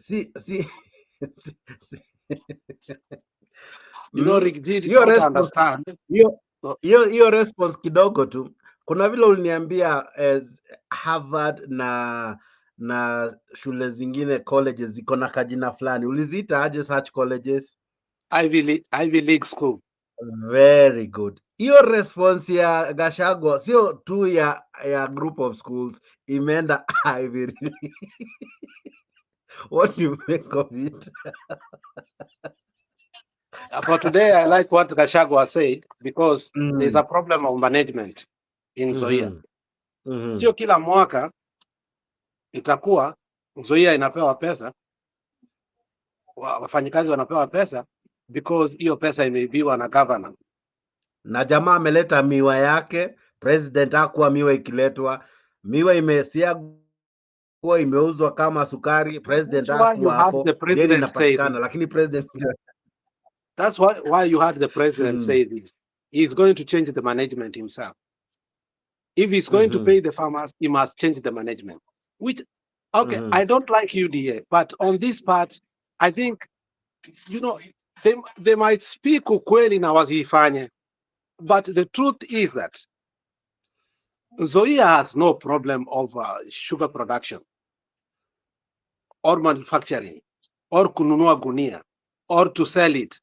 Nzoia has always had a board of management and directors who, I don't know how they swindle that money, and they are left there. And I told you that one of the person who put Nzoia completely down was Kidero. So the question that Nani ameuliza, ni kila mwaka tutakuwa president anakuja hapa mnamsema wafanyikazi walipwe. Kama mimi mlepeleka miwa, sukari imefanya nini? Imeuzwa. Sasa pesa yenu ilienda wapi? That's a good question. But on the issue of tawe, akusikia kitu alisema. Aliambia nini rais, Wamboka aliambia rais hivi. Alimwambia hii sugar ikikuja, this is what happens, but ikifika wakati wa kulipa wafanyikazi hakuna pesa. Na akasema tawe, that should not happen again. So Rigiji did not understand what Wamboko said. Alisema tawe haikuwa mahali pale pa privatization. I think it was both. Alitaka tawe mara mbili. Okay. Ya kwanza ni ile, I think kwa Kiswahili niliona nini, kuna mtu mmoja aliongea kwa Kiswahili hapo. Kwa hiyo nini niliangalia kwa YouTube, asema rais usikuja hapa kuuza, tafadhali usikuja hapa kuuza Nzoia Sugar Company, which they want to do. Okay? Because they want to portray a picture that without privatization Nzoia will never be okay. They want to paint that picture. But I don't think wafanyikazi watakubali hiyo, because Also privatization has its own issues. But it looks like mahali Nzoia imefika, if that is a trend they are going to go through, then it should be privatized. Because there's one that is privatized in Kisumu. But miwa inatoka Ahero, miwa inatoka, mtu anapanda miwa anyway. Na huyo jamaa anakuja na trakta zake. Bora watu karibu 10 wamepanda miwa kule. Unaelewa? Ni Muhindi. Anakuja anachukua kutoka huko, ataenda mpaka Ahero, ataenda mpaka Sondu, ataenda Nyakach, ataenda mpaka Kindu Bay. Na anachukua analeta. Whereas Muhoroni is not working, na Muhoroni has everything than that guy. Unaelewa? So it looks like privatization may help a little bit in Nzoia because wameshindwa. The people who eat, you know, like in my area, when my uncle was the member of parliament, that is when I started to know that he is part and parcel of a company that was called Tombe Tea Factory. So all these factories that we had within our constituency, a member of parliament is the head of it. I don't know why they put that. So how they swindle money is they use it with the director. That should stop. Now, when it comes now, when the county government came, now the governor ndiye anasimamia all the sugar companies. Si wangeuliza huyu jamaa anaitwa nani mwenye leo alikuwa anaita baba mzee wa kitandawili. Juzi amekuja rally huko kwetu yenye baba alikuwa naye. Huyo governor wa Bungoma anaitwa nani? He was the Senate speaker last time. Lusaka. Yeah, the person yemepewa last time, si waulize Lusaka. Because that money was put under, under Lusaka. Na unasikia sasa hiyo wako na deni ya 95 billion. Can you tell me 95? Just 5 billion short to become 100 billion. Already wako na deni na last year walilipiwa deni. It can't be that. It can't be sustainable that every time munaenda parliament munasema deni. So, but the question is this: who is involved kwa hiyo madeni? Is the politicians? Wamboko, it's part and parcel of Nzoia Sugar Company. Hata kiuzwe, because akiuzwa, he will not be part and parcel of it. So that's the problem. So, you must go nitty-gritty to understand the politics of some of these companies that are within, that are not owned. Kama tea factories, coffee factories, sugar factories. You must go nitty-gritty to understand how politics plays there. Yeah, thank you. I come to you, Mr. G. What is your response? Ni kila kitu tawe ama you agree na Mr. Deputy President? No, for the first time I will agree with the regarding Gachagua because sijasikia akiongea mambo ya dilapidated economy, siji empty coffers nini, leo sijasikia. Ama pengine kama aliendelea kuongea kule mbele, but just because of that nampatia, ana kubaliana na yeye, amefanya vizuri. Every time akisimama kuwa he has no point. Atatuambia tu vile alipata empty coffers, vile amejaribu kuestablish economy, empty coffers, siji panya zimetoroka, but today at least ameongea. Kuna kapoint ameongea pale akisema kwa tutaendelea kulipia watu kila siku, tutakuwa tunalipia president atakuwa analipa kila siku. That is the point. There's something ambao Honorable Alex amesema concerning the governor of Bungoma. This governor is a thief. Huyu jamani mwizi. Unakumbuka enda kwa nanunua wheelbarrow ya sijui bilioni ngapi? The same person. Yenda kwa nanunua a wheelbarrow, millions of money. So obviously kuna mambo kama yanafanyika, ilikuwa non-carcinogenic. No, Jex. Which wheelbarrow utanunua 1 million plus? Wheelbarrow. Kama wheelbarrow ni non-carcinogenic na iko hapana. Ni kama ule jamaa wa Siaya, ule alinunua siji kiti milioni ngapi? Kiti cha 1 million. Sijini Yeah, where we are at the moment. Gavana wetu aliweka gate ya hospitali 2 million. Ukiona hiyo gate, na akalaunch gate. Unapona. Akalaunch gate. If you go through the gate, you're healed. You don't need to access the facilities there beyond. Jex and Alex, there's a clip kwa iko kwa media ambao kuna jamaa alikuwa ana launch sijui ka bridge sijui katuka gani. Sasa kulikuwa na kakaratasi pale. Yeah, wakati tu alikata hivi kakabomoka. Those are things about the first way that happen. Kwa sababu somebody anakuambia ametumia millions of money, kumbe ametumia pesa kidogo sana, pesa yote ameficha. Sasa zinabomoka hapo hata hiku ngoja madakika anakata kama na zinaenda nayo yote. And this is what should be happening. Our country is rotten. Yeah, our country is rotten, but on that point mnakubaliana na Rigiji ameongea point. Leo hajaongea mambo ya panya kutoroka. Kitu ambacho ameongea ni ukweli. Kwa sababu sometimes pia unajua kuna wakati ambao unaweza kuwa unapiga kila kitu and yet kuna kitu ambao haufai kupinga. So hapo mimi nakubaliana naye kabisa. All right. Sinaona leo response ya nani imeenda Ivy Leagues of Schools All right. Ukiona kitu hadi G anakubali na Alex, jua ni point imeenda shule kubwa, si shule ndogo ndogo. Now let's now look at the political angle. Why is the president now all of a sudden extremely interested with the Western region? Before elections, he was extremely interested in Mount Kenya. Alikuwa anakuja almost there every other week alikuwa. But this time round ni kana kwamba hataki kuachilia Western. What could be informing his frequent visit to the Western region? Who do I begin with? Let me begin with you, Mr. Alex, then I come to Mr. G. Let me tell you. Easy delegation meeting. You know, Raila had very organized meetings, whether you like it or not, whether you disagree with me or not. Because first of all, he met the delegates. Anakaa chini, wanaongea na delegates, anasikiza kila delegate, na anakuja mkutano asubuhi, anasikiza kila delegate. And Raila had a pen, and the way Sifuna was an MC, Sifuna also played a very important role as an MC. So when he listened to the delegates were able, so by the time wanamaliza, they go eat, and then wanaenda stadium or somewhere big to go do what? Now to register people. So when the delegates walikuwa wameongeleshwa vizuri sana, wakaenda nje wakatafuta wafuasi wao. Unaona kama Bungoma, they almost closed the nini, magari za askari zilifuata Raila because walikuwa wanafikiria Bungoma nobody is going to be there. All of a sudden in those rallies zake, brother ya Wetangula akadefect kwenda ODM. Unaelewa? Na Tim Wanyonyi was there.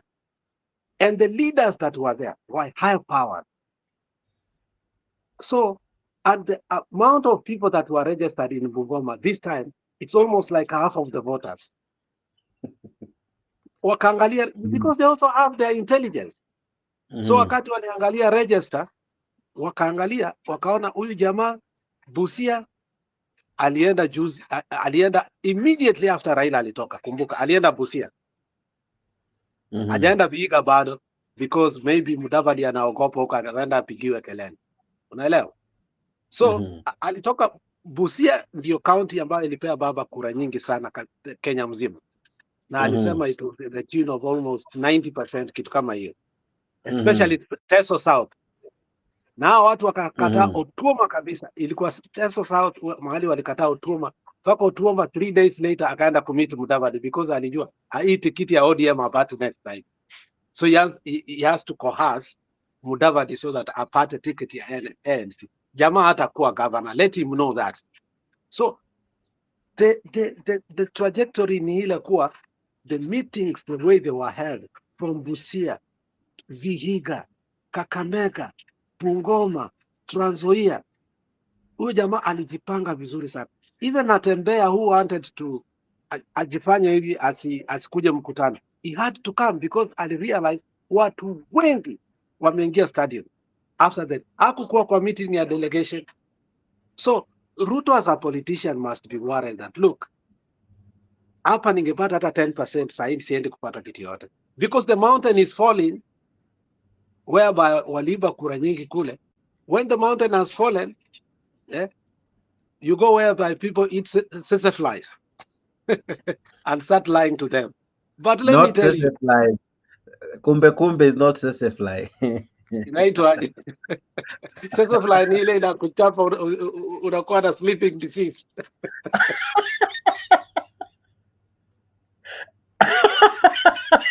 Hapo nimechoma. Hapo umechoma mbaya bana, because nakumbuka nikiona Peter Selassie akikula na sesefly, I think iko kwa class ya mosquito if I'm not wrong. Inaitwaje? Nikumbushe bwana, hii kizungu iko kwa class ya kutoka Afrika. Look, Ruto meeting in the Central zilimuonyesha kuwa, you know, the way they shouted at him, you know, he must be worried. His strategies, you know, the true strategies wanakuambia the ground imeenda. Unaelewa? So, because you have political strategies, wale mwenye mnafanya now, but you have true strategies who are not politically connected. It's like political pools. Kuna hizi pools political za steadfast wanatoanga hapa, wanasema leo ni zile yenye unalipa mtu. But kuna ile yako unaandika watu wako kukuambia, nataka mniambie ukweli kabisa. Where am I? Unaelewa? So kumbe zinaitwa wing termites. Oh, wing termite. Hiyo hata siku anajua, but najuanga ziko zinaitwa mahalange. Nani ana No mahalange sio mahalange. Mahalange ni ya kutengeneza chang'aa. Busa. Mahalange ni ya kutengeneza busa. Unaona vile Mr. J amefurahi, anajua hizo vitu ni mzuri. Kwanza they eat it direct. Juzi alituambia alikuwa anakunywa busa. Hiyo mahalange ukiweka sukari, hiyo mahalange utasikia utamu ya mwisho. Mahalange ni kitu tamu sana. Inakaa kama ugali hivi, inakaa kama ugali imekarangwa. Unaona, utachukua ugali umekaranga, inakaa hivyo. Kitu kingine tamu sana ukiweka sukari, but siku hizi bwana, siku hizi nimeokoka, sikunywi kabisa. Niliwacha. na kumbe uliamua aje? Kumbe tunakula bwana. Kumbe haina shida, tunakula hiyo. Inaitwa aje na Kikwenyu? Kumbe. Sasa hapo umenipata bwana hapo. Najaribu kukumbuka kwa sababu Selassie alizipea jina juzi akizikula. I'm forgetting the name, but I remember just now. The name we called them. It wasn't that difficult. I remember, I'll tell you just now. Selassie kuna kitu inaitwa mafedere, lakini zile unajua kuna ziko kumbe tofauti. Kuna zile kubwa zile nono na kuna rule ndogo ambazo nani alikuwa anakula. Selassie. Alikuwa anakula zikiwa hai, you know, huwa hazipikwi. Hiyo inakuliwa. Kwanza hiyo unakula na sima, ikiwa hai hivyo unakula na sima. Tamu sana.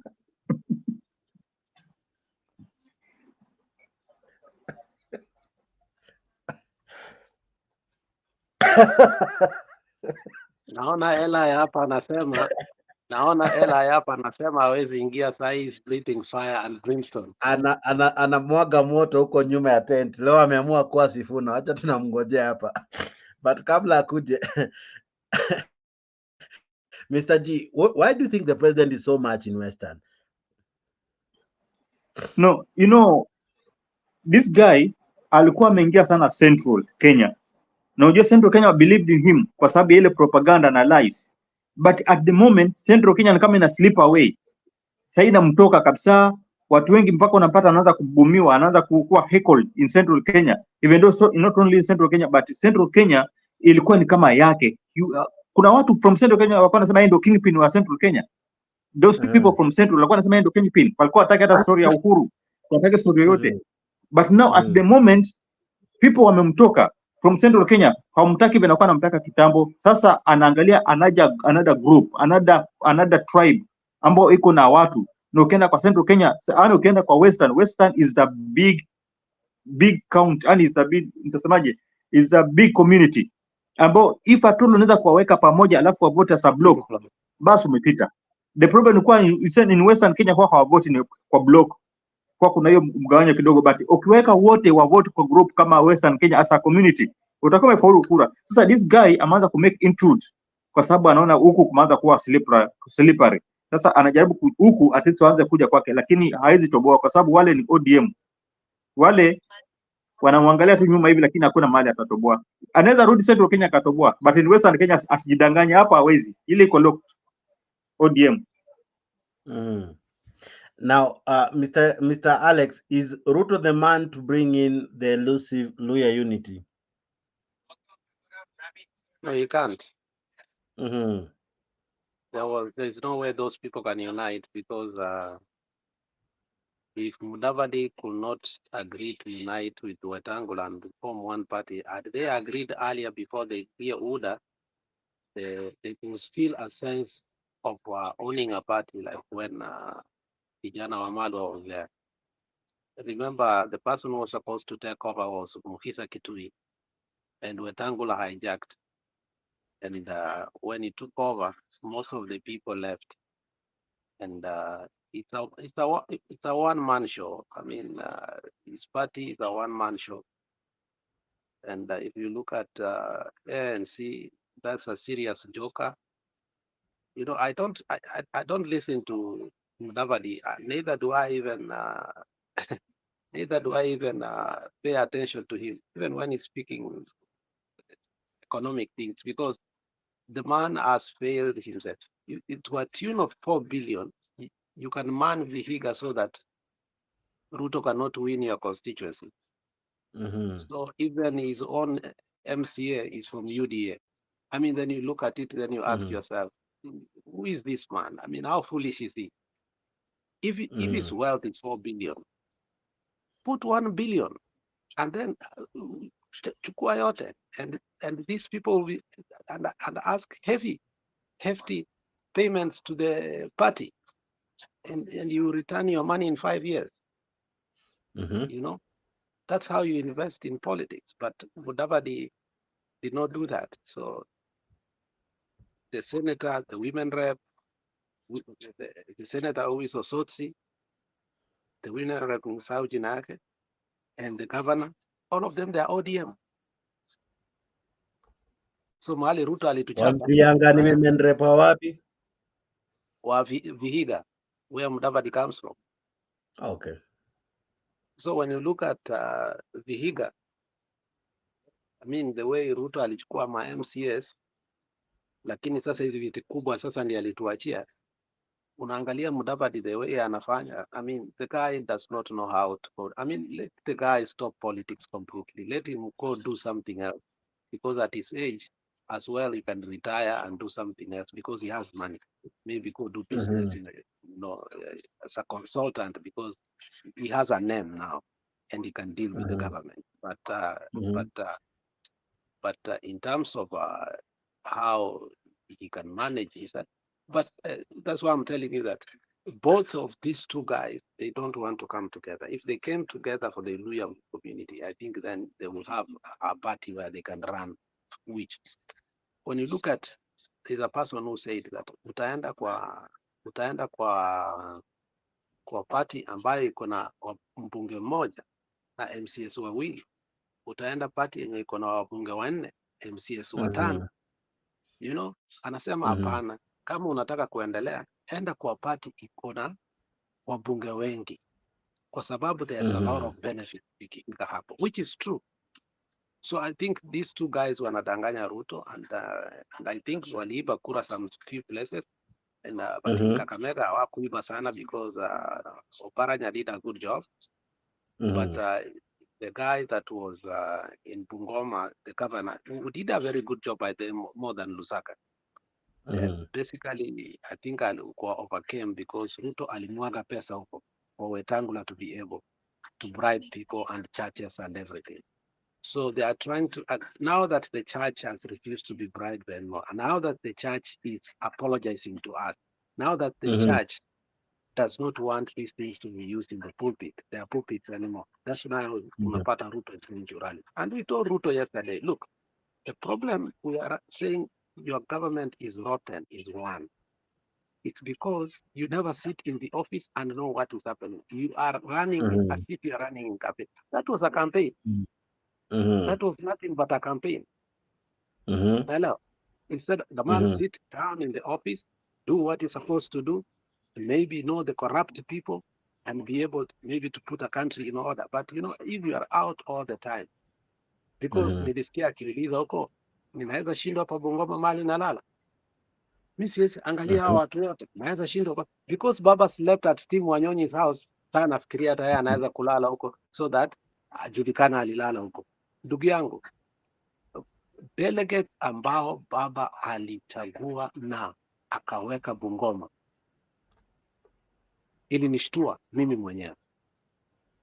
Unaelewa? Mimi nilifuatilia maneno ya delegates sana, sio maneno ya rallies mahali huko walikuwa wanapiga watu kama Juma Boy Juma, wanapiga watu wengine hapa sijui ule women rep. It was entertaining, but I looked at the delegates because I kept on crying that Baba, why don't you go throughout the country, take advantage now that and make sure that our registration now you know, once you register in ODM, you cannot vote to the other side. You know that because you have the roll cover is there. Yes. Yeah. So, and that's what the Malala did at the beginning when he became the SG of UDA. But ikafika mahali akaanza kila mahali alikuwa anaenda ni vita. Kila mahali alikuwa anaenda ni vita. So akastopishwa kidogo. So I think Malala watamtoa very soon. Wakishamtoa very soon, kitu watafanya ni wataleta another SG and wataanza hata serious recruitment. Because Malala was ni mtu wa violence. Ilifika mahali I think hata some MP started complaining nani Shulei openly complained about Malala and he told the president that this person is killing the party. So Ruto was trying to get Malala, but I think hajapata mtu mzuri ambaye atakuwa level ya Sifuna. He wants to get somebody in the level of Sifuna. Sifuna is a headache to UDA if you don't know. Yeah. That's why one person said the other day that we have the best SG in the whole country. He's an asset to us. And it's true to his word. The guy, in all meetings, the way he handled them as an MC, I thought he was going to be tired, but he was not tired. Red Bull alikuwa anakunywa. But the guy, and he knew how to control. There's something called class control. You must control the MPs, especially wale wamekosana na wale ambao hawajakosana. You know how to bring them together because they are under your umbrella. So Sifuna knew how to do that in a perfect way. When they go to the delegates, then he will bring them together. After bringing them together, wanakuwa sasa wamesikilizana. Wakienda kwa watu, zile vita walikuwa nazo zote zimefanya nini? Kumbuka vile Juma Boy alisema, Baba, mimi nilikuja kwako asubuhi nikaongea na wewe. Which means wale ambao walikuwa wamelegea walikuwa wanakuja wanaongea na baba anawaalika, anaambia watu wengine kuwa tuache fitina, tukienda kwa watu kuongea tusilete hizo fitina kule. But everything was finished in the delegates meetings. And I think that is where for the first time I think I have seen a recruitment as such. We've never had a recruitment as such. Si tulikuwa tunaenda maralis, tunatoka tu. Na watu ni wengi. Pako saa ingine unashindwa, why do we have so many people but we cannot vote? Because in the voting day, you can connive somebody and tell him, look, chukua 2,000, vote for Ruto. Unaelewa? Yes. Maybe alikuwa na mtoto mgonjwa and he will do that. So what we did iliwashtua. They are trying to counteract that. But I don't think it's working so far. Because the Busia one failed because there was an MP of Teso South where they went to church on Sunday. They told him, and I remember I told him, mimi ni mtu wa Raila, lakini nimekuja hapa kwa sababu yeye ni rais. They told him right on his face, mimi ni mtu wa Raila na sitatoka kwa Raila. And you see, that is when he sees the reality that Bungoma imeenda, Vihiga imeenda. Lakini no, Busia imeenda, Vihiga imeenda, Kakamega imeenda. Can I retain Bungoma? So that's why they are using the sugar company. But will the sugar company really bring them in? I think the sugar company is going to fail them because I don't think Ruto is going to give that 95 billion. Do you think Ruto can give 95 billion?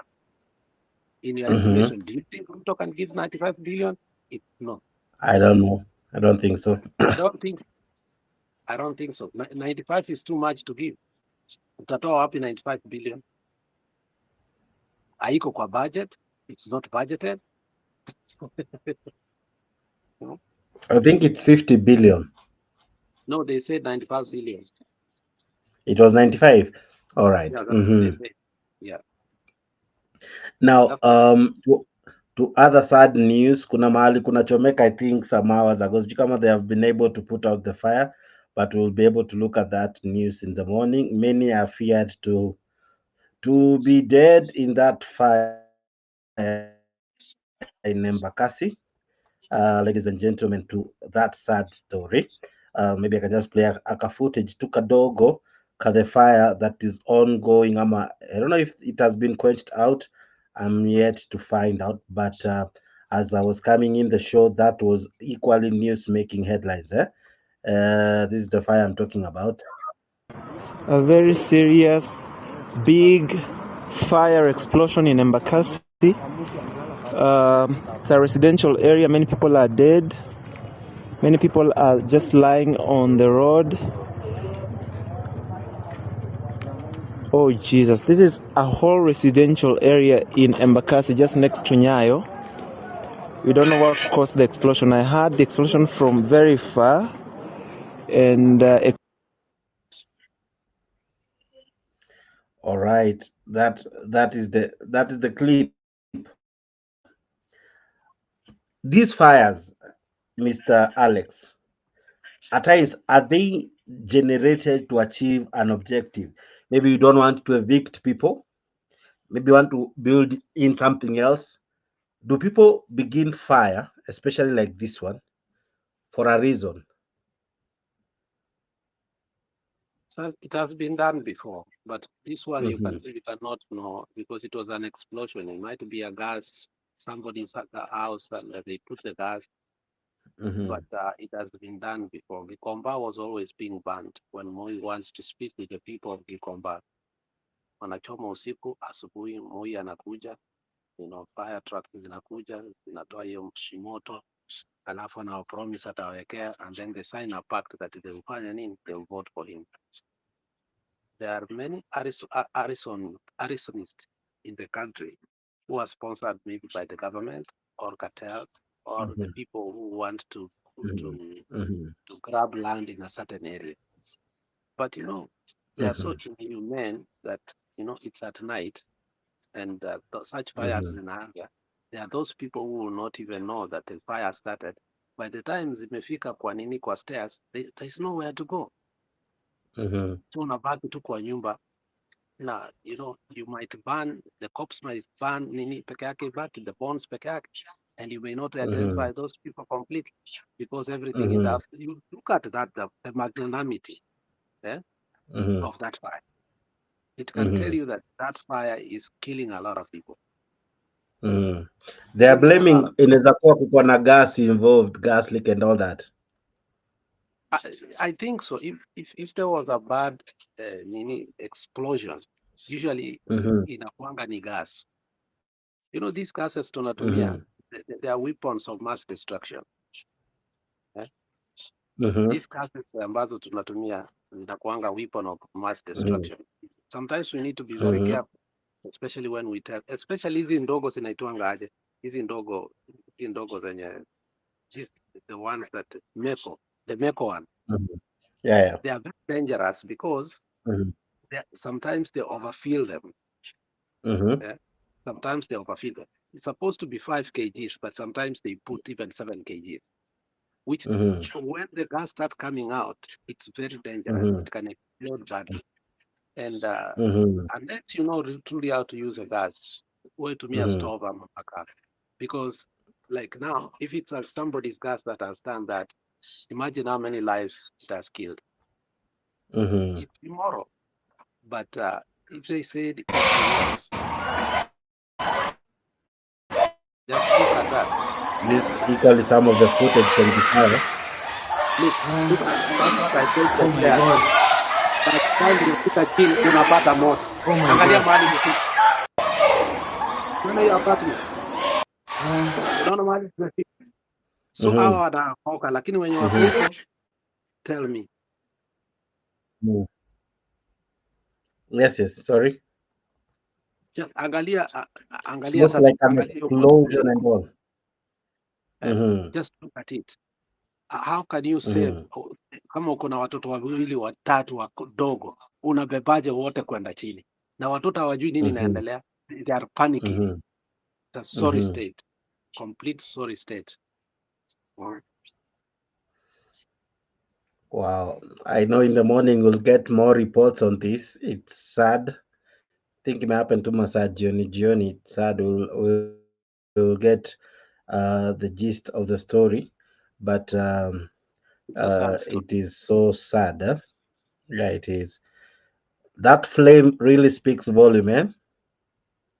That magnanimity. Yes. It's an inferno. Yeah, it might be even been started by somebody here. I mean, it looks that was a good project, and somebody may have put there a very good project, because these are apartments that are classy the way I see them. You know, they're not just normal apartments. These are middle class apartments that are classy. That fire alone speaks volume. It tells you that. I think this one cannot be a gas, Mr. Alex and Jakes. This one cannot be a gas. This one, this cannot be a gas. Hii hata inaweza kuwa ni explosion tu. Siku hizi magaidi wako wengi sana, Al-Shabaab wako wengi sana Kenya, wanaingia bila ile nini. This one, hii iwezi kuwa gas. This is on the other side. What we are getting so far ni clips people sending of the fire. This is one side of the fire. This is the other side. Naona vile ni kibao, ni kubwa. There's some fear that people could be dead. Of course, people die because of smoke inhalation, right? Yeah, carbon monoxide. I mean, if you overstay in the house, look at, I mean, hopefully, imagine mtu mwenye anaishi hapa juu atatokaje mpaka chini, mahali imefikia hapo. Hiyo moto already inaenda kwa dirisha, unaona?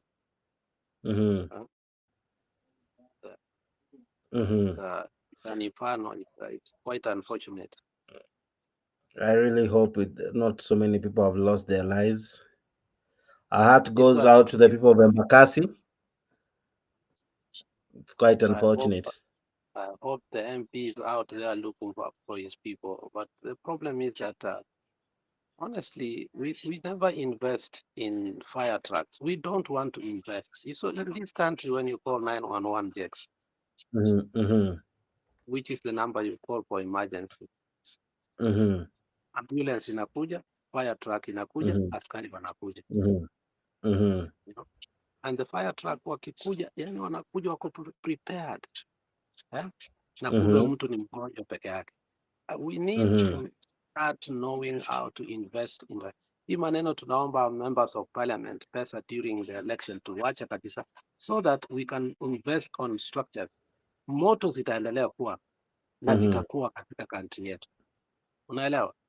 Unfortunately, zile moto ikikuwa, that's when we start talking about what these infernos. But the truth is, ona sasa watoto wanatoroka. Au at least wamepenya.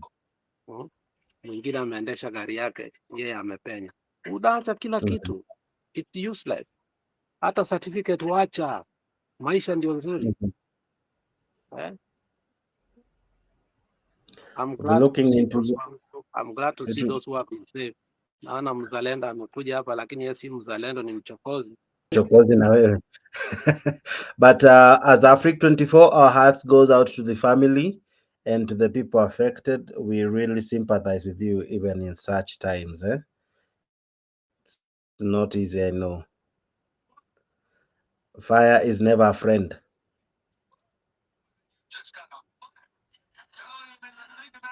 Oh, All sasa right. imeingia dirisha.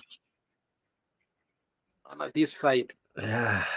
Imeingia kwa dirisha ndani, sasa iko ndani. Sasa Unajua hata inapelekango pia hata na upepo. Yeah.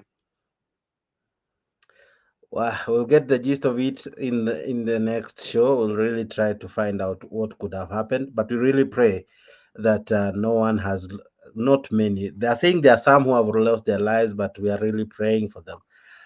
Nick Odhiambo, hi, how are you?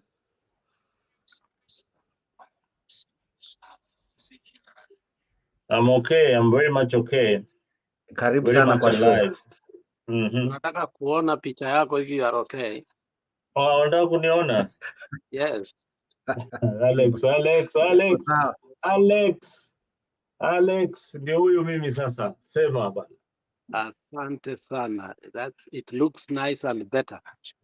Classic. Niambie. In fact, sasa wewe unakaa moderator kuliko Jex. You know, Afrika nyuma kila kitu. Wewe sasa unachoma bwana.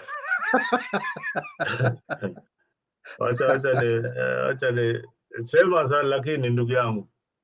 Iko salama, kaugonjwa kadogo but ninapona. No, you're looking good compared to some other days nilikuona hapo. But sasa hivi unakaa uko sawa kabisa. Asante, nashukuru Mungu. Now we've been praying for you to get well because we miss you miss your debates in these shows. But all the same umekuwa ukiwakilisha vizuri sana. Si tumekuwa hapa na Mr. G tukiwakilisha. Afrika iendelee. Umefanya vizuri, niambie bana. Siasa tu. Tunaongea siasa ya Nzoia Sugar Company ya Koome, Koome kupelekwa kwa Judicial Service Commission na yeye ndio the president of Judicial Service Commission. Judicial Service Commission as appointed is the appointing authority. Is the recommending authority. Yeye ndio amesimamia. She works under that umbrella. No, she doesn't work under umbrella. She is the umbrella that other people work under. No, but let me ask you, Alex. Who recommends judges? It's JSC. Of course, yes. They are the ones who recommend and the ones who fire. Remember the who heads JSC? I think they have a couple of people. I know one of them that we school with, Evelyn Luande, who works there. I know Isaac Ruto. I thought that Judicial Service Commission need to be a lawyer to work there, but Ruto appointed Isaac Ruto to be there, which was weird because everybody is a lawyer there. Isaac Ruto, who is Isaac Ruto? Isaac Ruto, the former governor of Met. Yes. Yeah. He's not a lawyer, but everybody is a lawyer, but he's the only not a lawyer in the Judicial Service Commission. Yeah. I have a feeling that the JSC is an independent body, and it's not controlled by Martha Koome. If Martha Koome was controlling JSC, why would she appear before JSC? No, the report that we saw today here is that she has been taken to JSC, yet she's the one, because this man is also called Odhiambo, is a human rights activist. He took him there in the pretext that she was supposed to choose a minimum of 15, a maximum of 20 members, I think of some commission, but she extended to choose 22, which was against the law. So she has taken her to Judicial Service Commission to see if there was a violation of the Constitution, which I see there was, because if you have been told a maximum of maximum of 20 and then you choose 2 extra, I think that's a clear violation. There is no question there. But then the guy said, not the guy, I think there's somebody who was interpreting and saying that Martha Koome is the one that leads the Judicial Service Commission, which I never knew that. Yeah, but those are the structure of JSCC.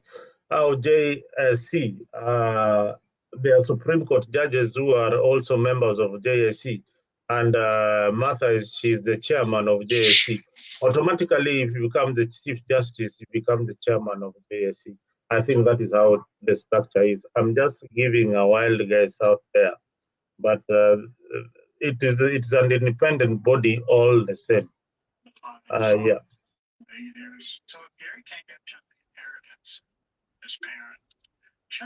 So I think yeah, on your screen, what I'm projecting is the membership and those who comprise the JSC.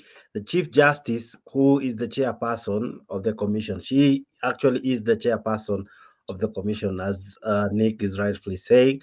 One Supreme Court judge elected by the judges of the Supreme Court, and then, of course, one Court of Appeal judge elected by the judges of the Court of Appeal, the Attorney General, two advocates, of course, from LSK, one man, one woman, nominated by statutory body responsible for professional regulation of the advocate, and of course, one person nominated by Public Service Commission. And now that one person nominated, I think it was Isaac Ruto. I'm not sure, but I think he's the man. Ruto. That is. That is where he comes in. Yeah, I think that's where he comes in. So, go ahead. So though it is you interesting, Nick, yeah, it's Alex, interesting go. that the chairperson now here will be subjected to this can I call it a tribunal, where a petition has been filed against her. She's the chair. She's supposed to sit in. Actually, she's supposed to defend herself. What happens therein? Does she first step down so that the case what happens? What should happen? She needs to recuse herself. Does she? Yeah, that's the question. Does she recuse herself? What should happen? I think they are going to look if they are going to look if they are going to accept the petition first. If they accept the petition, then Martha Koome will recuse herself. Now come before it as a what? As an accused person. Yeah, the problem is now you leave the number to be 6. So which can tie? Who is the tire breaker?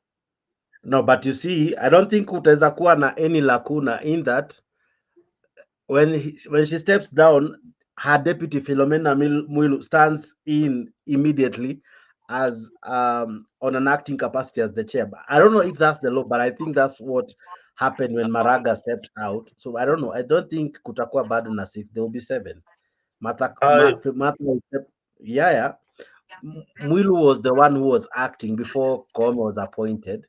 So what would happen when Koome steps down? I think it's almost obvious that the deputy steps up so that the quorum still holds and chairs them, because we still lack the chair if she steps out. What do you think? Because among the vetting, Koome was vetted by Philomena Mwilu, who was then an acting Chief Justice. If you remember, even Chitembo appeared on this. You remember when Chitembo was crying? It's during that vetting process.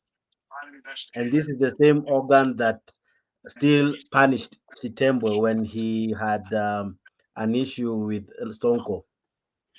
So I think it is so, because even the one who recommended who to appear in it was Martha Koome. So the one who should step in the event she steps down should be Philomena Mwilu.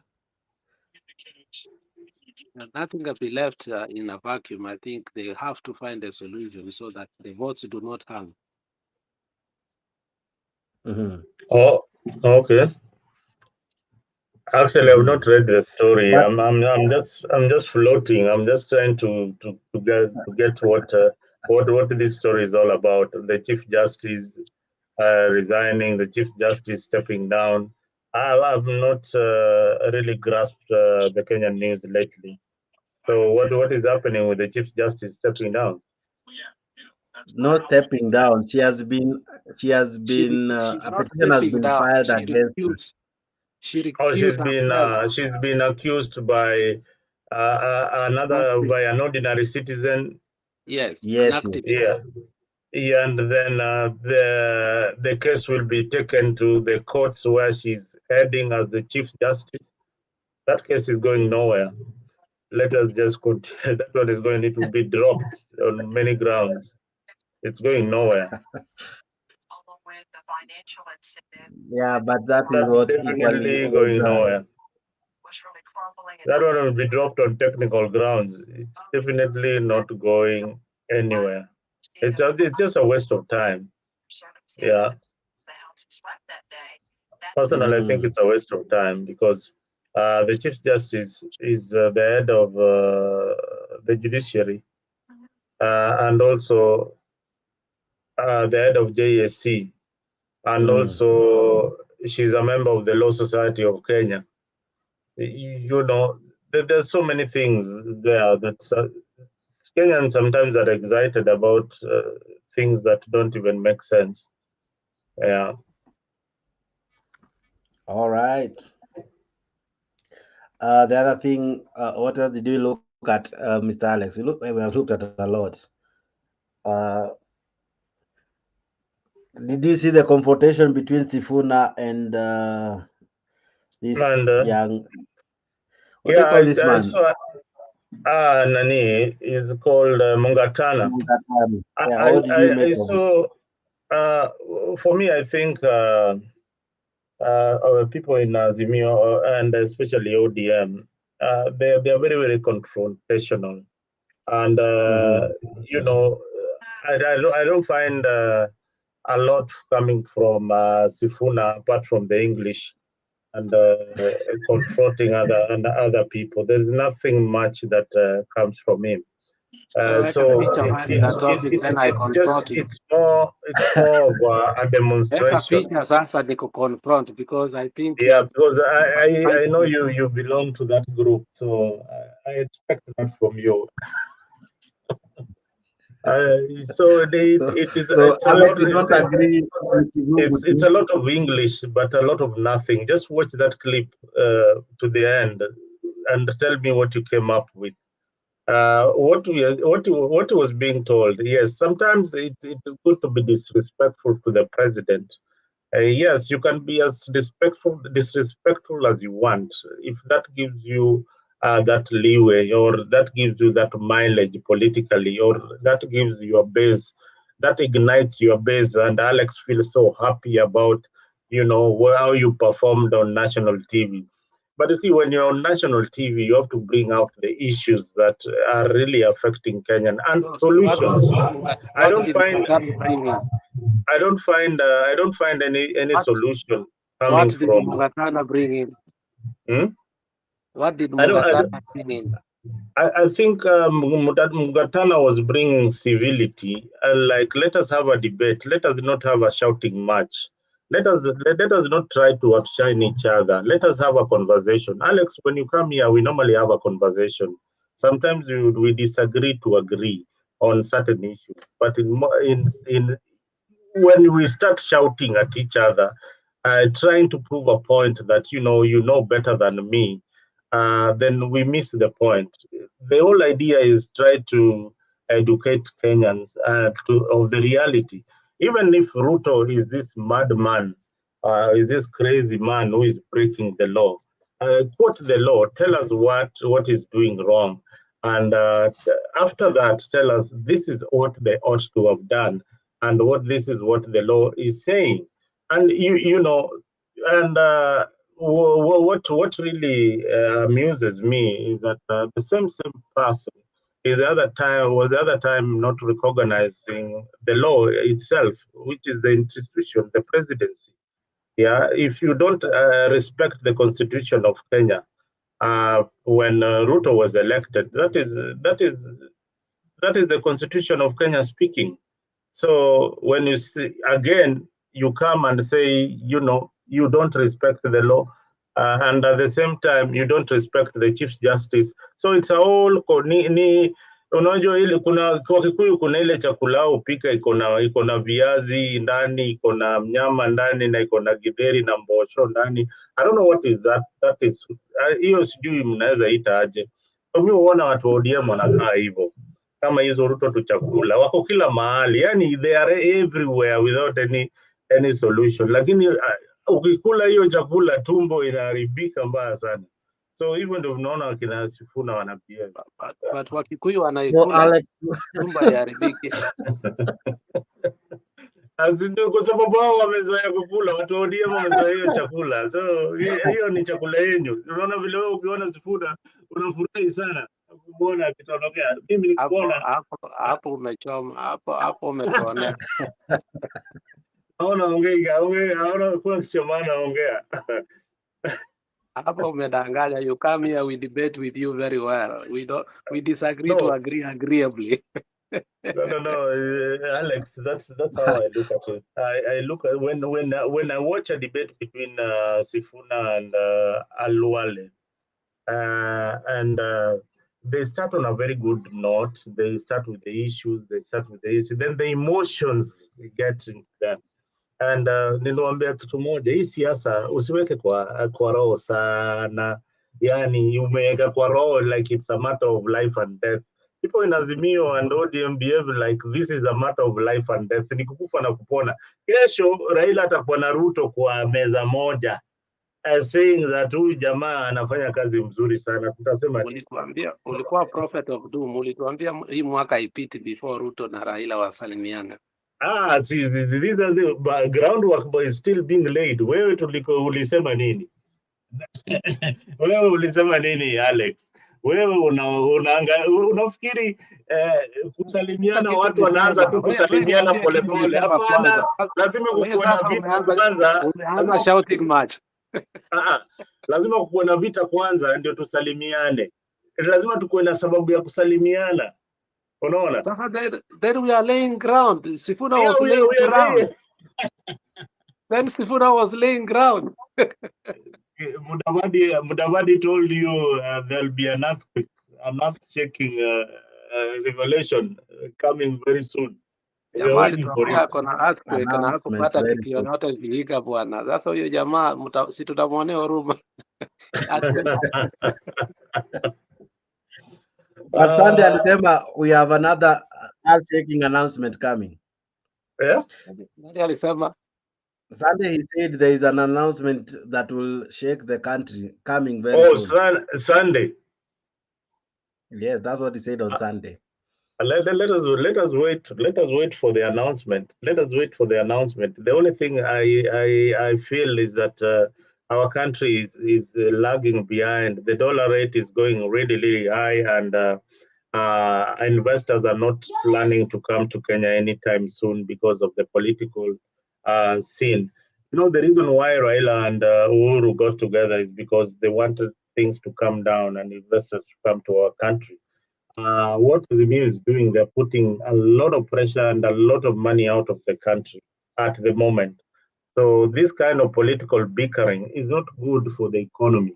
And that's why the economy of Kenya is hurting. And at the same time, when they are hurting the economy directly by politically making Kenya so unstable, they are blaming the president, yet they are part of the problem.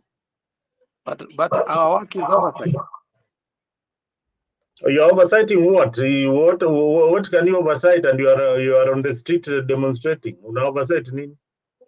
Because that's the only way we can oversight. Because no, you people have a I think Ruto should learn that what Azimio is planning is to make sure that he does nothing in his 5 years. That is exactly what they're doing. And he should be smart enough to realize that they will stagnate him for the next 4 years. By the time he's done, he's bringing his report card in 2027, hakuna kitu amefanya. Ataambiwa hizi projects zilikuwa za Uhuru. Hakuna kitu wao ulifanya. So far ni za Uhuru peke yake ako nazo.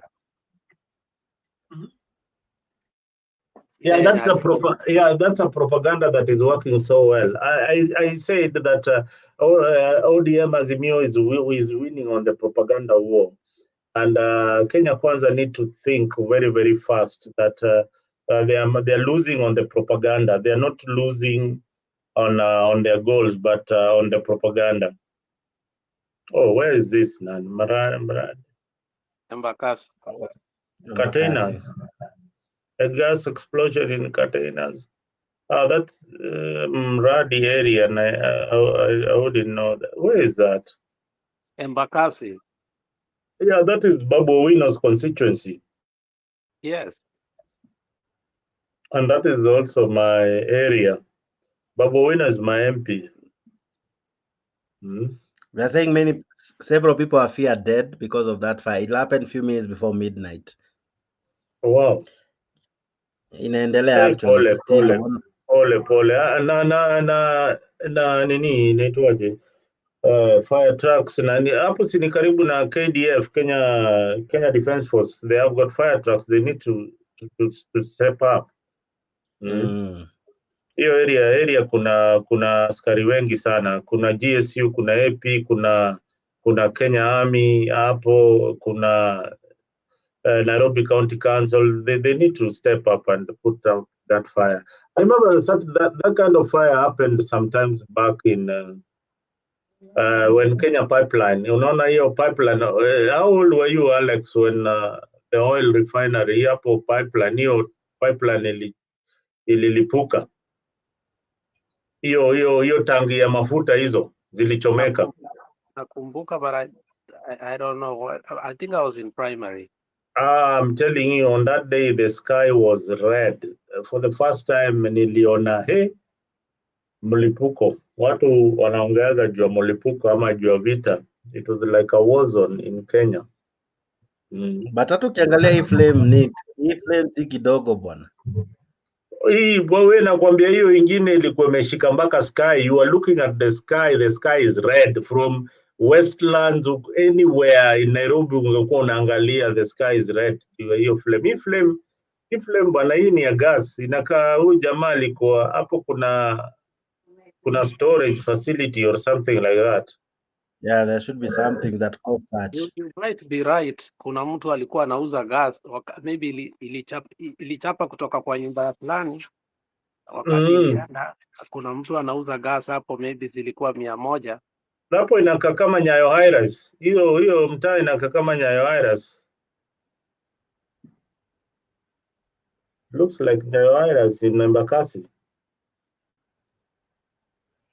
Several people hapa wacha maneno ya kudia ini. Good day is ni mwenyeji hapa, so anasema huko ni wapi? Atuambie huko ni wapi? Several people and injured following a huge gas explosion at container. Mnajua hapa ni wapi? Company actually it's the company itself in Miradi area, Embakasi, Nairobi. Firefighters at the scene of rescue operation ongoing.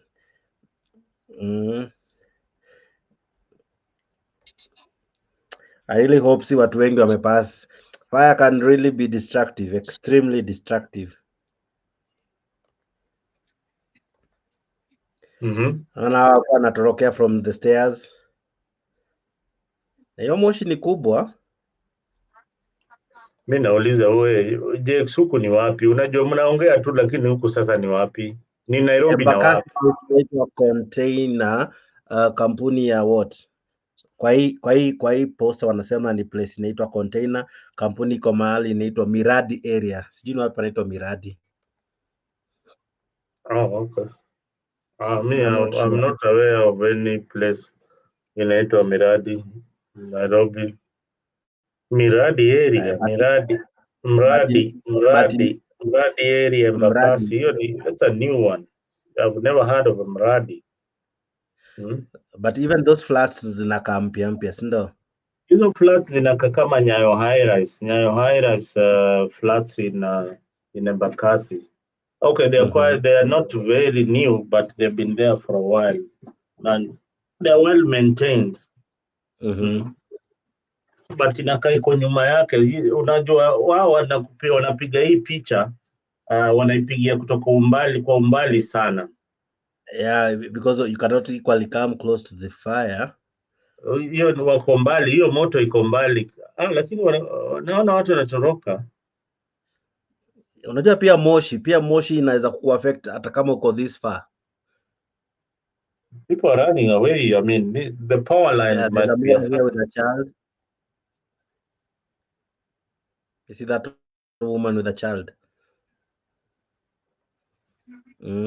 Kwa hii hata mtu anaongea anasema kitu. Serious big fire explosion in Embakasi. It's a residential area. Many people are dead. Many people are just lying on the road. Oh Jesus, this is a whole residential area in Embakasi, just next to Nyayo. We don't know what caused the explosion. I heard the explosion from very far, and it could be I can figure out hiyo area ni gani. I can figure out kutoka vile huyo ameongea that area it should be this congested area ya pipeline. Yeah, it's very very very congested, but no, it's not really congested area. Kama sio hiyo congested area ni hiyo there is a hapo behind just next to Nyayo High Rise. Nyayo High Rise, yeah. Nyayo High Rise, hizo ni no, this is a road. This what I see is a main road. This road this road is the one that leads to Airport North. I think so. And hizo ni zile maduka zinakuwa hapo along, kuna maduka mpaka huko chini kwa Kirima. Huko nyumba kuna bridge hapo kwa Kirima. So hizo manyumba ni either zile ziko hapo kulikuwa na Taj Mahal. Taj Mahal was on the left, and there's hapo mbele the flyover. I think that is the area. That is the area. Our hearts goes out to all of them. Poleni sana bana. Wengi hata huwa hawakufi juu ya kuchomeka. Wengi hii moshi yenyewe tu imetosha. The carbon monoxide from it. And then our people at times, kuna mwingine ameona this is an opportunity to loot. Yeah, hiyo inakuaga Wakenya, hiyo ni tabia yetu kama kawaida. So some people would die not because kamera yangu.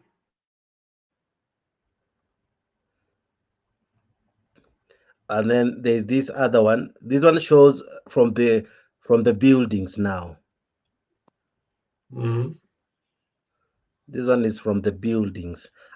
I think the fire spread or something. Unajua hapo kwa hizi gorofa zijashika moto. Hizi gorofa ziko mbali kidogo na hiyo mali hiyo moto iko. Or just behind the fire, right? Ziko nyuma hiyo moto iko mbali kidogo na hiyo gorofa. Ziko mbali kabisa. Hiyo moto hizi gorofa unaona mali hao bado wako kwa manyumba, unaona bado ingekuwa iko karibu nao, these guys should be down already by now, but they are still up their houses. So ni mali iko mbali kidogo na hiyo gorofa. This is another angle. Ni ngumu unless we get the footage from. I'm trying to get a very clear footage. I'm yet to, but I know I will. It may happen like an hour or so ago, so it's still a very very fresh news, so many are still trying to find what could have caused it. But they're saying several are feared dead, and fire rescue is on the ground trying to contain the fire. But as you say, I think ni idea ya nani ya Babu Owino. But then again, kuna hii swali pia ingine wewe inakuja when kuko na issue of land, unakutanga hiyo place fire can happen. Is it equally a way of evacuating people? Like sometimes you find these fires, as Alex was saying, in happen Gikomba, where they are, let's say, a land issue, because there is still a land issue. I think iko part of the Kerema part. Kama iko almost there. What do you make of it? Could it equally be human assassin? Oh no, like the Karima's case. The Karima's case is sealed. If you burn those houses, you'll be burning your own property. Na hiyo land ya kina Kerima, it's not ati sio timali ni mali ndogo. Kabansora hii, okay, next to Kabansora hii iko factory, okay. Hii ni factory ya unga. Hii ni factory ya chai. Let Nyachai. Oh, Alex, you know the flower. Oh, Nyachai owned Nyachai, Kabarak, Sansora.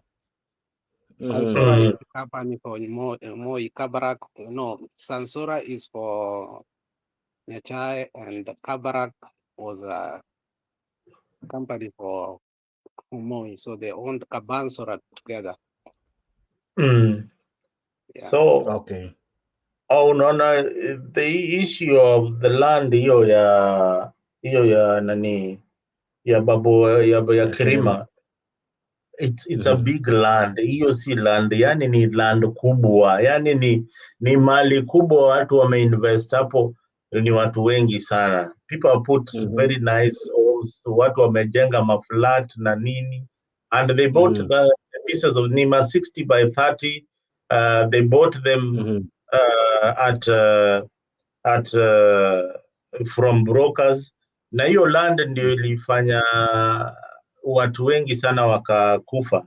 Kuna huyu jamaa anaitwa Mkabana, that land is the one pia ilifanya ye pia akapoteza maisha yake. Imekuwa na watu wengi wale walikuwa nauza when Kirima was still alive, walikuwa nang'ang'ania hiyo shamba yake, but because the matter had stayed in court for over 8 years, but now when it was resolved that ni shamba yao, hawana budi bila ni wahame, but I think wamewaambia walipe 2 million ndio wapatiwe title ya mali wanaishi now from the real owner. 2 million ama 2 billion? Ni 2 million, yani if you live in a 60 by 30, you are told to pay like 2 million or 3 million thereabout. Is this the shamba that Ahmed Nasir was taking to the Supreme Court? You 2 billion, because come on, you're 2 million. That's a different one. That's a different one. Hiyo ni tofauti. Hii ni yenye akina Babu Owino na huyu. Hii ni ile Babu Owino alikuwa anasema hiyo shamba hata sio ya Kirima, ni ya Muhindi. Oh, ndio hiyo wanang'ang'ania, hiyo ndio imeenda Supreme Court. Hiyo ndio. No, hiyo imeenda Court of Appeal. Kwa sababu High Court ndio ili rule, sasa walienda Court of Appeal. Anyway, tuende kwa topic nyingine ama unataka kufunga? No, the reason I'm asking that, just 2 days ago kulikuwa na moto ingine ilikuwa imehappen City Stadium, na it was of such magnitude just 2 days ago. Was it 2 days? Na I remember tulikuwa we were almost starting the show when I saw that news, and now this one, and that's why I'm asking, could some of these fires be like someone who has chosen to be an arsonist, destroying property with a given agenda, just like at times it happens in Gikomba. Someone would tell me wanachoma leo alafu unakuta after some time a new building inajengwa where hiyo nyumba imechomeka. So it's like at times they use it as a evacuation strategy. Sometimes mwingine anasema mtu kama akona loan ama ameweka insurance, they use fire to get compensation. So that's what I'm asking. Could it be human man-made tragedy to achieve a certain agenda? Unajua, we will be speculating. I don't want us to be speculating and guessing. Maybe it's and people are already dead, so it would be very, very sad to kill so many people to achieve your agenda. So for me, I think it's an accident, and nobody would want to set buildings on fire and end up with so many fatalities. So let us wait for the report from the police and the fire people, what they'll tell us after putting out that fire, what caused it, and if it is an accident, we will know. If it was intentional, then that person should be arrested and brought to book. Because this was the fire and it happened just the day before yesterday. In Jua Kali sector. Hapo City Stadium. Hii nayo hiyo ni wagani, sometimes they fight for space. So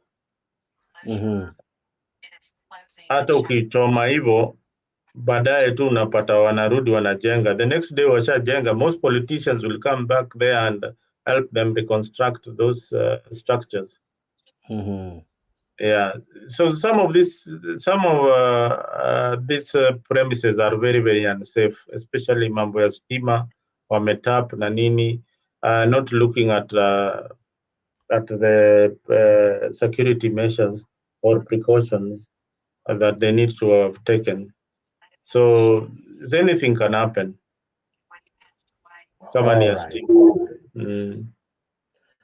All right. Alex, you have something as we wind up? Not really. I just say we had a very good show. It's always interesting, but we invite Eli and Goodyear to come up at our panel wajuane, because really Eli really wanted to know who Goodyear is. So Goodyear, kesho kuja kesho kuja mapema before ile show ingine ianze, ujuane hapa.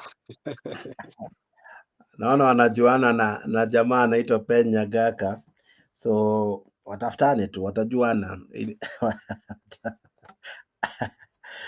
Atajuana. All right, thank you so much. Yes, Nick, could you be having something as we wind up? No, I don't have much.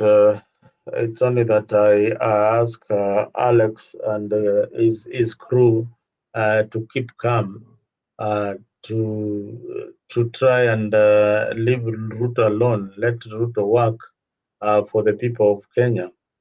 And they know very well that if these houses are built in 2027, they will not have anything to show the people of Kenya that they have done, apart from Mandamano that led to so many killings. So I urge Alex to make sure that, just like Kibagendi, his best friend, has joined Ruto on this other side, we want a country that is Has Kibagendi joined Ruto? No, hata kumchomea bwana. Hiyo propaganda umeanza hiyo. So usijali, wewe bado jana alichoma sana. Utaingia tu. Ruto. Jana Kibagendi alichoma jana Ruto. Yes, ndio namwambia huyu angaliange news. So zinaambia Na najua pale ya kuchokeza na najua pale ya kuchokoza kidogo ndio nisikie asema nini. But Alex, the way we have, I mean, this country, we love our country so much. The way things are happening right now is that there's a lot of political tension in Kenya today. A lot. No investor wants to come to a country like that to put up their money. The dollar is not circulating. No tourist wants to come to a country that is not stable. And the political bickering is not, it's even worsening it. And we've seen both sides are not going to turn down very, very soon. But eventually, the whole idea is for Ruto to succumb and Gachagua and invite Baba to the table so that they can all enjoy our taxes. So, Leo too. Yeah, ninayo kusema ya leo. Predictions zako, they will never come to fruition. No, I mean, most of my predictions are like we started with you in March when you had to march into State House. I told you it was not going to happen. Did it happen? It didn't happen. I told you Ruto will rule until 2027. It will definitely. I told you most of your supporters are going to come back to Ruto when you bungle your nominations once again. That will come. And if the development projects that Ruto is initiating right now, if at all they're going to see the light of day without the courts interfering with them, then he will be the first president in the Republic of Kenya to do such a big investment to the people, especially the people who cannot afford a decent house. This is a very, very good thing. And I don't know why we are paying mortgage for MPs and senators and all that, and yet they don't want somebody to have a decent home. I saw Tiende Amolo. And we were giving finishing remarks, because if you start on that, I must counter you. Yeah, I want you to counter me and ask just one thing. I saw Otiende Amolo building a home, nyumba huko kwa watu wale wasiojiweza huko. I saw Gladys Wanga and so many other MPs doing the same. Is it that those people, is it a need in that particular area? Yeah. Where you see MPs building homes for widows and all that. Have you seen that in your area? No. No, you've never seen that. In my area, it happens a lot. Inafanyika mara mingi sana that politicians build homes for people who cannot afford to get. Widows. We don't have widows in Kisii. You don't have widows?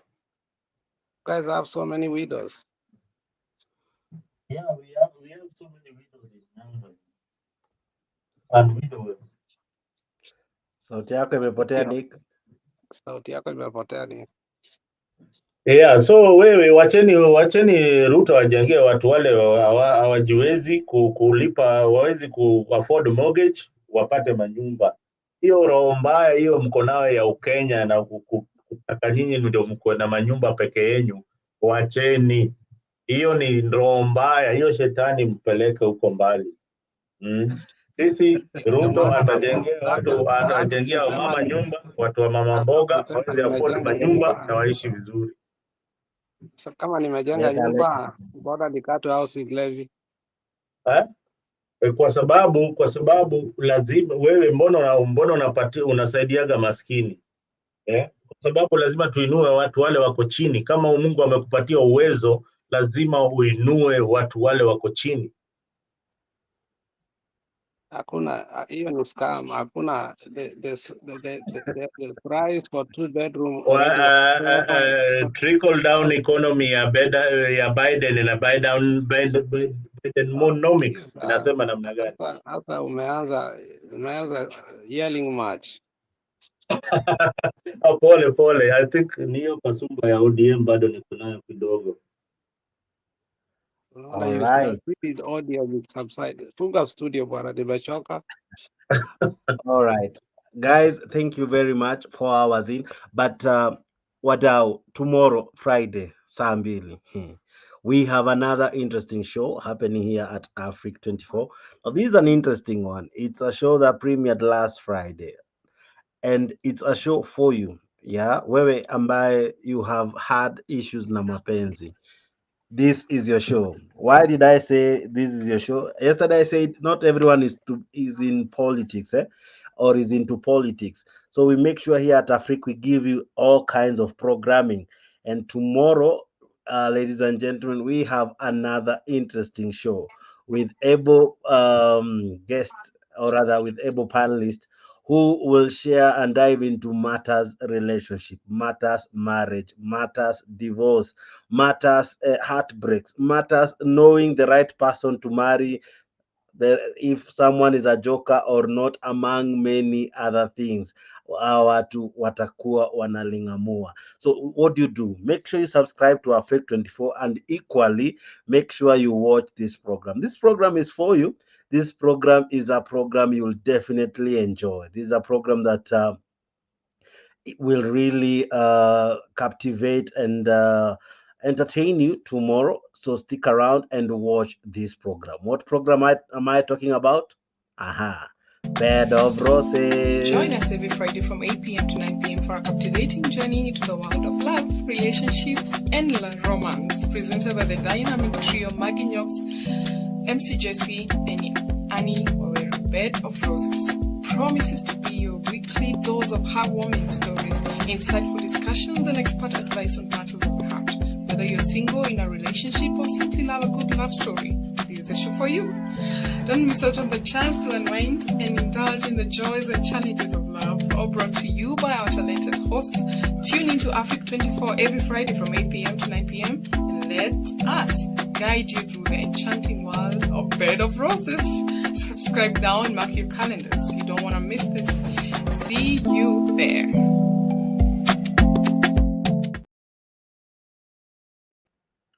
Kindly subscribe now, hit notification. The link is already there.